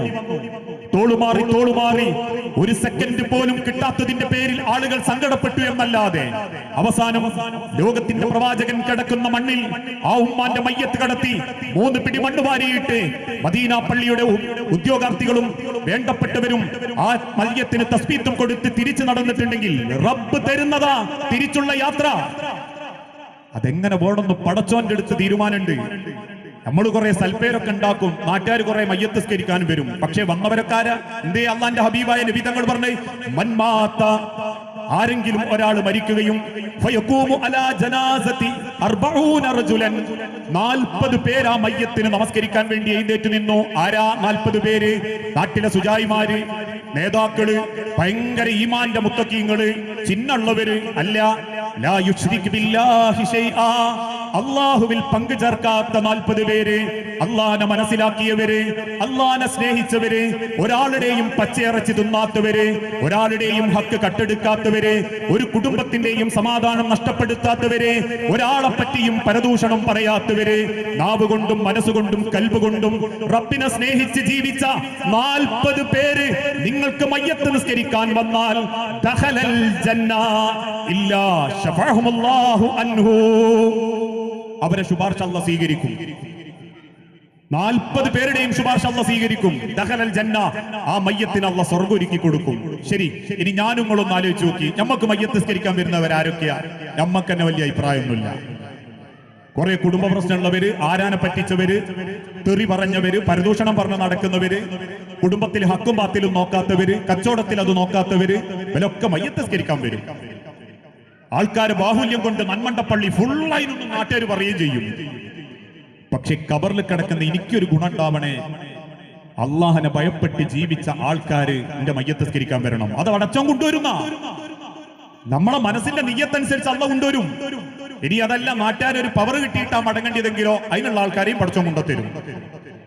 ഇതിലേത് വേണമെന്ന് തീരുമാനിക്കേണ്ടതും ജീവിക്കേണ്ടതും നമ്മളാ. അതിനെന്ത് വേണം? അള്ളാഹുവിനെ അറിഞ്ഞ് സ്നേഹിച്ച് ഈ മാസത്തെ നെഞ്ചോട് ചേർക്കാൻ നമുക്ക് സാധിക്കണം. അതുകൊണ്ടാണ് റബ്ബ് പറഞ്ഞതും അള്ളാഹുവിന്റെ പാപമോചനത്തിനും സ്വർഗത്തിനും അവകാശികളിൽ ആരൊക്കെ വേണം? ഒന്ന്, മൻ റദിയ ബില്ലാഹി റബ്ബാ, റബ്ബിനെ അറിയണം. ആരാ റബ്ബ്? ഓരോ സെക്കൻഡും നമ്മളെ സംരക്ഷിക്കുന്ന നാഥൻ അല്ലേ? സസ്യമായിട്ടും മാംസമായിട്ടും കഴിക്കുന്ന ഭക്ഷണം ആമാശയത്തിന്റെ ഉള്ളറകളിലേക്ക് കൊണ്ടുപോയി ലോകത്തൊരു മനുഷ്യനും ലോകത്തൊരു യന്ത്രത്തിനും ഇന്ന് വരെ പിന്തുടരാൻ പറ്റാത്ത രീതിയിൽ അത് കൃത്യമായി ദഹിപ്പിച്ച് ആവശ്യമുള്ളത് മനുഷ്യന്റെ ശരീരത്തിലേക്കും ആവശ്യമില്ലാത്തത് വിസർജ്യത്തിലേക്കും കൊടുത്ത് മനുഷ്യൻ ഉറങ്ങുന്ന സമയത്ത് പോലും കൃത്യമായി സംവിധാനിക്കുന്ന നാഥൻ, ഈ ലോകത്തുള്ള സർവ്വ കാഴ്ചകൾക്കും വേണ്ടി 12 ഞരമ്പുകളാൽ മനുഷ്യന്റെ കണ്ണൊരുക്കിയ നാഥൻ, ലോകത്ത് എത്രയേറെ മിക്സികൾ ഉണ്ടെങ്കിലും ഗ്രൈൻഡറുകൾ ഉണ്ടെങ്കിലും ഒരു മനുഷ്യന്റെ വായകളിലേക്ക് വെക്കുന്നത് നിമിഷ നേരം കൊണ്ട് ചവച്ചരച്ച് കഷണങ്ങളാക്കാൻ സാധിക്കുമാറ് ലോകത്തുള്ള മറ്റേത് കല്ലിനേക്കാൾ മിഷനേക്കാൾ മനുഷ്യന്റെ പല്ലുകൾക്ക് പവർ കൊടുത്ത നാഥൻ, എല്ലില്ലാത്ത വസ്തുവായി പടച്ച് ലോകത്ത് മനുഷ്യന്റെ സംസാരത്തിന് കഴിവ് കൊടുത്ത നാവിന്റെ നാഥൻ, 2 ചുണ്ടുകളെ കൊണ്ട് സംസാരം കൃത്യമാക്കുന്ന നാഥൻ, കാലുകളെ കൊണ്ട് നടക്കാൻ കഴിവ് തന്ന നാഥൻ, മനുഷ്യന്റെ ചിന്തകളെ കൊണ്ട് ലോകം ചിന്തിച്ചെടുക്കാൻ കഴിവ് തന്ന നാഥൻ, മനുഷ്യന്റെ കൈകളെ കൊണ്ട് പിടിക്കാൻ, മനുഷ്യന്റെ പ്രവർത്തനങ്ങൾക്ക് നേതൃത്വം കൊടുക്കാൻ, ഇരുകാലിൽ മറഞ്ഞു വീഴാതെ നടക്കാൻ എണ്ണിയാൽ തീരാത്ത ഗുൽമ. തീർച്ചയായും മനുഷ്യരെ, നിങ്ങൾ അല്ലാഹുവിന്റെ അനുഗ്രഹം എണ്ണിയാൽ ലാ തുഹ്സുഹാ, കിട്ടൂലെന്ന് കണ്ണം എണ്ണിയെടുക്കാൻ പറ്റാത്ത അനുഗ്രഹം തന്ന റബ്ബിനെ അറിഞ്ഞിട്ടുണ്ടോ? റബ്ബിനെ അള്ളാനെ മനസ്സിലായിട്ടുണ്ടോ? നമുക്ക് ഒന്ന് മനസ്സറിഞ്ഞിന്റെ റബ്ബേ എന്ന് വിളിച്ചിട്ടുണ്ടോ എപ്പോഴെങ്കിലും? എനിക്ക് കിട്ടാത്തതിന് ഞാൻ അള്ളാനോട് പറയും, പടച്ചോനെ കിട്ടിയില്ല, അതായില്ല, ഇതായില്ല, അങ്ങനെയായില്ല. പക്ഷെ എന്തൊക്കെയാ റബ്ബ് എനിക്കും നോക്കും തന്ന്, എന്ത് കുറവാ മനുഷ്യരെ എനിക്കും നോക്കും പടച്ചോൻ തന്ന്. ഞാൻ ആലോചിക്കാറുണ്ട്, ബന്ധങ്ങൾ പോലും പടച്ചോൻ തരുന്നതാ. ഒരു ആള് കുടുംബത്തിൽ ഇല്ലാണ്ടായി പോയാൽ ഉണ്ടാകുന്ന ബേജാർ എത്രയാണെന്നറിയാം നിങ്ങൾക്ക്? അതുപോലും റബ്ബ് തരുന്നതാ. നമുക്കതൊന്നും തിരിഞ്ഞിട്ടില്ല. നമുക്ക് അള്ളാനെ തിരിയുന്നത് നമുക്കെന്തേ ബേജാറ് വരുമ്പോ മാത്രം പോരാ. ഹൃദയം കൊണ്ട് ഓരോ സെക്കൻഡും ആ മനസ്സുള്ളവൻ ബാങ്ക് കേട്ടാ പിന്നെ ഏതായാലും ഇക്കാമത്തിന്റെ സമയമാവട്ടെ എന്ന് ചിന്തിക്കൂല. പടച്ചോനെ വിളിച്ചിട്ടുണ്ടെങ്കിൽ ഞാൻ പോവും, ഹയ്യാലൽ ഫലാ എന്ന് കേട്ടിട്ടുണ്ടെങ്കിൽ ഞാൻ പോവും. അത് മനസ്സിന്റെ ഈമാനാ, റബ്ബിനെ അറിഞ്ഞ ഈമാനാണത്. ആ ഈമാൻ ആ റബ്ബ് ആവശ്യപ്പെട്ട് ലേ മഹാനായ ഉമർ ബിൻ ഖത്താബ് റളിയല്ലാഹു അൻഹുവിന് കുത്തുകിട്ടി മദീനത്തെ പള്ളി കിടക്കുന്ന ഒരു രംഗണ്ട്. ഉമർ ബിൻ ഖത്താബിന്റെ വയറിങ്ങനെ പൊളർന്നു കിടക്കുക. സഹാബത്ത് പറയാൻ ഞങ്ങൾ അല്പം പാലൊഴിച്ചു വായിൽ, കുത്തേറ്റ വയറിലൂടെ പാല് പുറത്തേക്ക് വന്നു. പിന്നെ ഞങ്ങൾ കുറച്ച് വെള്ളമൊഴിച്ചു, സംസം വെള്ളം ഒഴിച്ചു, അതും പുറത്തേക്ക് വന്നു. ഞങ്ങൾക്കും ഉമറിനും ബോധ്യപ്പെട്ടു ഇത് അവസാനത്തെ നിമിഷങ്ങളാണെന്ന്. ബേജാറും സങ്കടം കൊണ്ട് ഞങ്ങൾ സയ്യിദുനാന്റെ അടുത്ത് ഇങ്ങനെ കണ്ണീരുമായിട്ട് നിൽക്കുമ്പോ ലോകത്തിന്റെ പ്രവാചകന്റെ പ്രിയപ്പെട്ട ഉമർ ബിൻ ഖത്താബ് ഞങ്ങളോട് പറഞ്ഞത് എന്താണെന്നറിയോ? അസ്വല്ല, പോയി നിസ്കരിക്കണം, കിടക്കാൻ പാടില്ല, നിന്റെ അടുത്ത് നിന്ന് സമയം പോക്കാൻ പാടില്ല, വക്തിന് സമയമായിട്ടുണ്ടെങ്കിൽ മദീനത്തെ പള്ളിയിലേക്ക് പോകണം. നിങ്ങൾ ആലോചിച്ച് നോക്കി മനുഷ്യരെ, അള്ളാൻ അറിഞ്ഞൊരു സ്വഹാബിന്റെ മനസ്സാണത്. ഏത് സെക്കൻഡിലും നമുക്ക് അതൊക്കെ കാണുമ്പോൾ വലിയ രോമാഞ്ചം വരും അല്ലേ? വിദേശ രാജ്യത്ത് അറബി ആളുകൾക്കിടയിൽ പണിയെടുക്കുന്ന 48 ബിൽഡിങ്ങിന്റെ മേലെ നിന്നൊരു മനുഷ്യൻ ഇങ്ങനെ നിസ്കരിക്കുന്നതിന്റെ കൂടെ ഒരു സാഡ് മ്യൂസിക് ഇട്ട് കൊടുത്താൽ നമ്മൾ തന്നെ അങ്ങനെ ബേജാറോ പഠിച്ചോനെ, ഇതൊരു ഈമാന, എന്ത് ഈമാന് ഞമ്മക്ക് വേണ്ടേ? കണ്ടു രസിക്കുന്ന ഈമാൻ മാത്രം മതിയോ? നടപ്പിലാക്കാൻ പറ്റുന്ന ഈമാനേ ഉള്ളൂ ദുനിയാവില്. അതേ അള്ളാഹു പറഞ്ഞിട്ടുള്ളൂ. ഒരു തീക്കനലിന്റെ മുകളിൽ കൂടെ നടക്കണമെന്ന് റബ്ബ് പറഞ്ഞിട്ടില്ല. 2 ഷൂലെടുത്തിട്ട് കൈപിളുമ കൂടെ കുത്തി താത്തണമെന്ന് റബ്ബ് പറഞ്ഞിട്ടില്ല. 25,000 പൊട്ടിച്ച് ചേർക്കണം, 50,000 പൂക്കൾ ഒരുക്കിയിട്ട് നശിപ്പിക്കണമെന്ന് റബ്ബ് പറഞ്ഞിട്ടില്ല. ലാ യുകല്ലിഫുല്ലാഹു നഫ്സൻ ഇല്ലാ വുസ്അഹാ ലഹാ മാ കസബത് വഅലൈഹാ മക്തസബത് റബ്ബനാ ലാ തുആഖിദിനാ ഇൻ നസീനാ ഔ അഖ്തഅനാ. നിങ്ങളെ കൊണ്ട് പറ്റുന്നതേ പടച്ചോൻ നമ്മളോട് പറഞ്ഞിട്ടുള്ളൂ. ആ പറ്റണ് നമുക്ക് പറ്റാത്തത് നമുക്ക് കിബറ് കൂടിപ്പോയതുകൊണ്ടാണ്, നമുക്ക് കുറച്ച് അഹങ്കാരം കൂടിപ്പോയതുകൊണ്ടാ. അതന്നെ അള്ള പറഞ്ഞതും അൽ കിബറു ബത്തറുൽ ഹഖ്, ഒരു ഹക്കിനെ നിഷേധിക്കൽ കിബറ. അല്ലാണ്ട് പുതിയ കുപ്പായിടലും ഇട്ട കുപ്പായത്തിന്റെ മേലെ ഒന്ന് കുളൂസായിട്ട് നാട്ടുകാരോട് ആ മുഖം കാണിക്കലും മാത്രമല്ല കിബറ്. അത് കിബറിന്റെ ഏറ്റവും ലാസ്റ്റാ. ആ ജീവിതത്തിലേക്ക് നമ്മൾ അള്ളാഹുവിനെ സ്നേഹിക്കണം. വീണ്ടും റബ്ബ് ഓർമ്മപ്പെടുത്തുകയാണ്. 2ാമത്തെ ലക്ഷണം എന്താ? അല്ലദീന യുൻഫിഖൂന ഫിസ്സറാഇ വല്ലറാഇ. അല്ലദീന അവർ യുൻഫിഖൂന ചെലവഴിക്കുന്നവരായിരിക്കും, ഫിസ്സറാഇ അവർക്ക് സന്തോഷമുള്ള ഉണ്ടാകുന്ന കാലത്തും, വല്ലറാഇ ബുദ്ധിമുട്ടുള്ള കാലത്തും. കൈമൽ പൈസ ഉള്ളപ്പോഴും കൊടുക്കും, പൈസ ഇല്ല എന്ന് തോന്നിയാലും എങ്ങനെങ്കിലും കൊടുക്കാൻ അവർ തയ്യാറാകും. പ്രത്യേകിച്ച് കടവത്തൂര് പോലുള്ള ഒരു നാട്ടിൽ വന്ന് ദാനധർമ്മത്തിനെ പറ്റി ഞാൻ പറയാന്ന് തോന്നരുത് കേട്ടോ. അൽഹംദുലില്ലാഹ്, ഇന്ന് കേരളക്കരയിലെ പല മഹല്ലുകളും പള്ളികളും സ്ഥാപനങ്ങളും ഒക്കെ നിലനിൽക്കുന്നത് അള്ളാഹുവിന്റെ നിഅമത്തുകൊണ്ടും ആ റബ്ബ് ഈ നാടിന് നൽകുന്ന ബർക്കത്തുകൊണ്ടും. പടച്ചോൻ അത് ഇനിയും ഒരുപാട് വർദ്ധിപ്പിച്ചു തരട്ടെ. കാരണം ഉണ്ടാക്കാനും കൊടുക്കാനും ഉണ്ടാകുന്ന മനസ്സ് അള്ളാഹ് അപൂർവ ആളുകൾക്കേ കൊടുക്കും. ചിലർക്ക് ഉണ്ടാക്കാനുള്ള മനസ്സ് കൊടുക്കും. അതുകൊണ്ട് അവർക്ക് എന്നെ തോന്നുന്നു എന്റെ MBA, എന്റെ ഡിഗ്രി, എന്റെ പവർ, എന്റെ അധ്വാനം, എന്റെ ഉറക്കളപ്പ്, എന്റെ യാത്ര കൊടുക്കൂല. രണ്ടും കൂടിയും അപൂർവം ചില മനുഷ്യർക്കേ പടച്ചോൻ കൊടുക്കൂ. അത് ചിലത് കിട്ടിയവരാ നമ്മളെ നാട്ടിലുള്ള പലരും. അത് അള്ളാന്റെ ഒരു നിയമത്താ. ഞാൻ പറയാറുണ്ട്, ഈമാനിന്റെ വലിയൊരു മുന്തിയ ലക്ഷണവും അതാ, ചെലവാക്കാനുള്ള മനസ്സ്.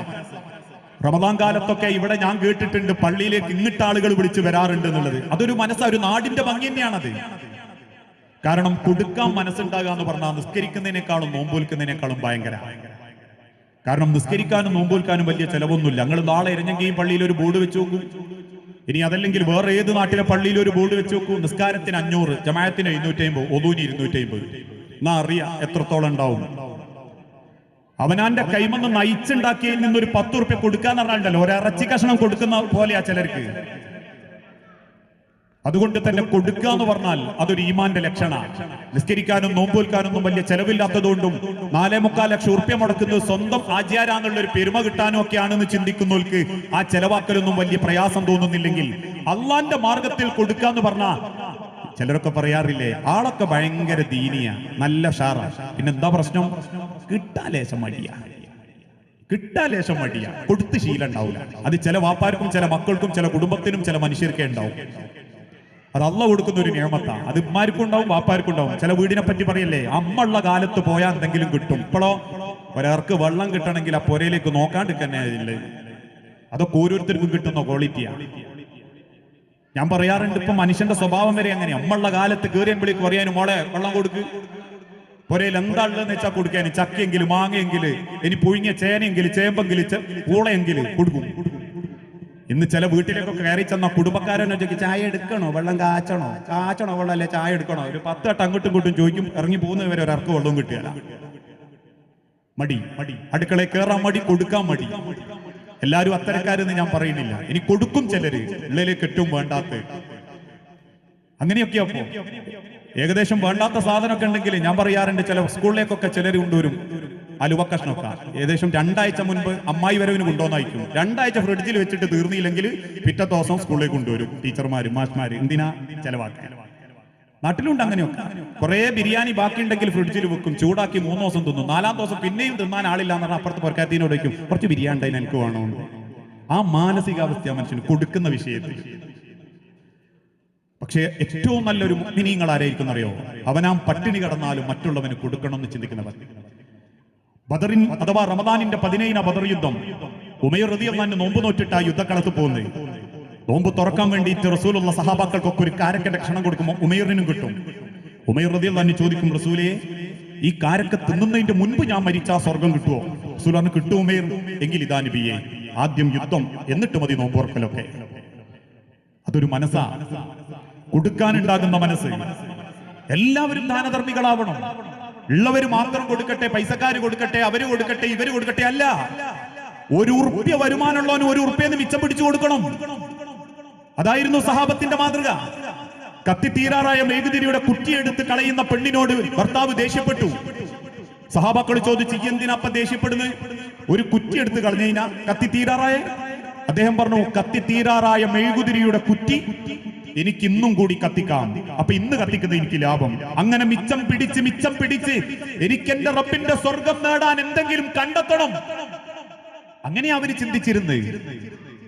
ഇന്ന് പക്ഷേ എത്ര ഉണ്ടെങ്കിലും കൊടുത്ത് ശീലമില്ലാത്ത ആൾക്കാരുണ്ട് എങ്കിൽ അതൊരു വലിയ അബദ്ധം തന്നെയാണ്. എന്തെങ്കിലായിട്ട് കൊടുക്കണം, എന്തെങ്കിലായിട്ടുള്ളതിൽ നിന്ന് കൊടുക്കാൻ പഠിക്കണം. കൊടുത്തില്ലല്ലോ റബ്ബേ എന്ന് ആഹറത്തിലുള്ള ഒരു സങ്കടം വരാതിരിക്കാൻ. റസൂലുള്ളാഹിന്റെ കാലഘട്ടത്തിൽ ചില ഭാര്യമാര് പറയും, ഞാൻ നിങ്ങളെ കുറ്റം പറയാന്ന് തോന്നരുത് കേട്ടോ, പിയാപ്ലാര് കൊടുക്കലുണ്ട്, മൂപ്പര് നല്ലോണം കൊടുക്കുന്ന അറിയാം, നിങ്ങൾക്ക് സ്വർഗമൊന്നും വേണ്ടേ?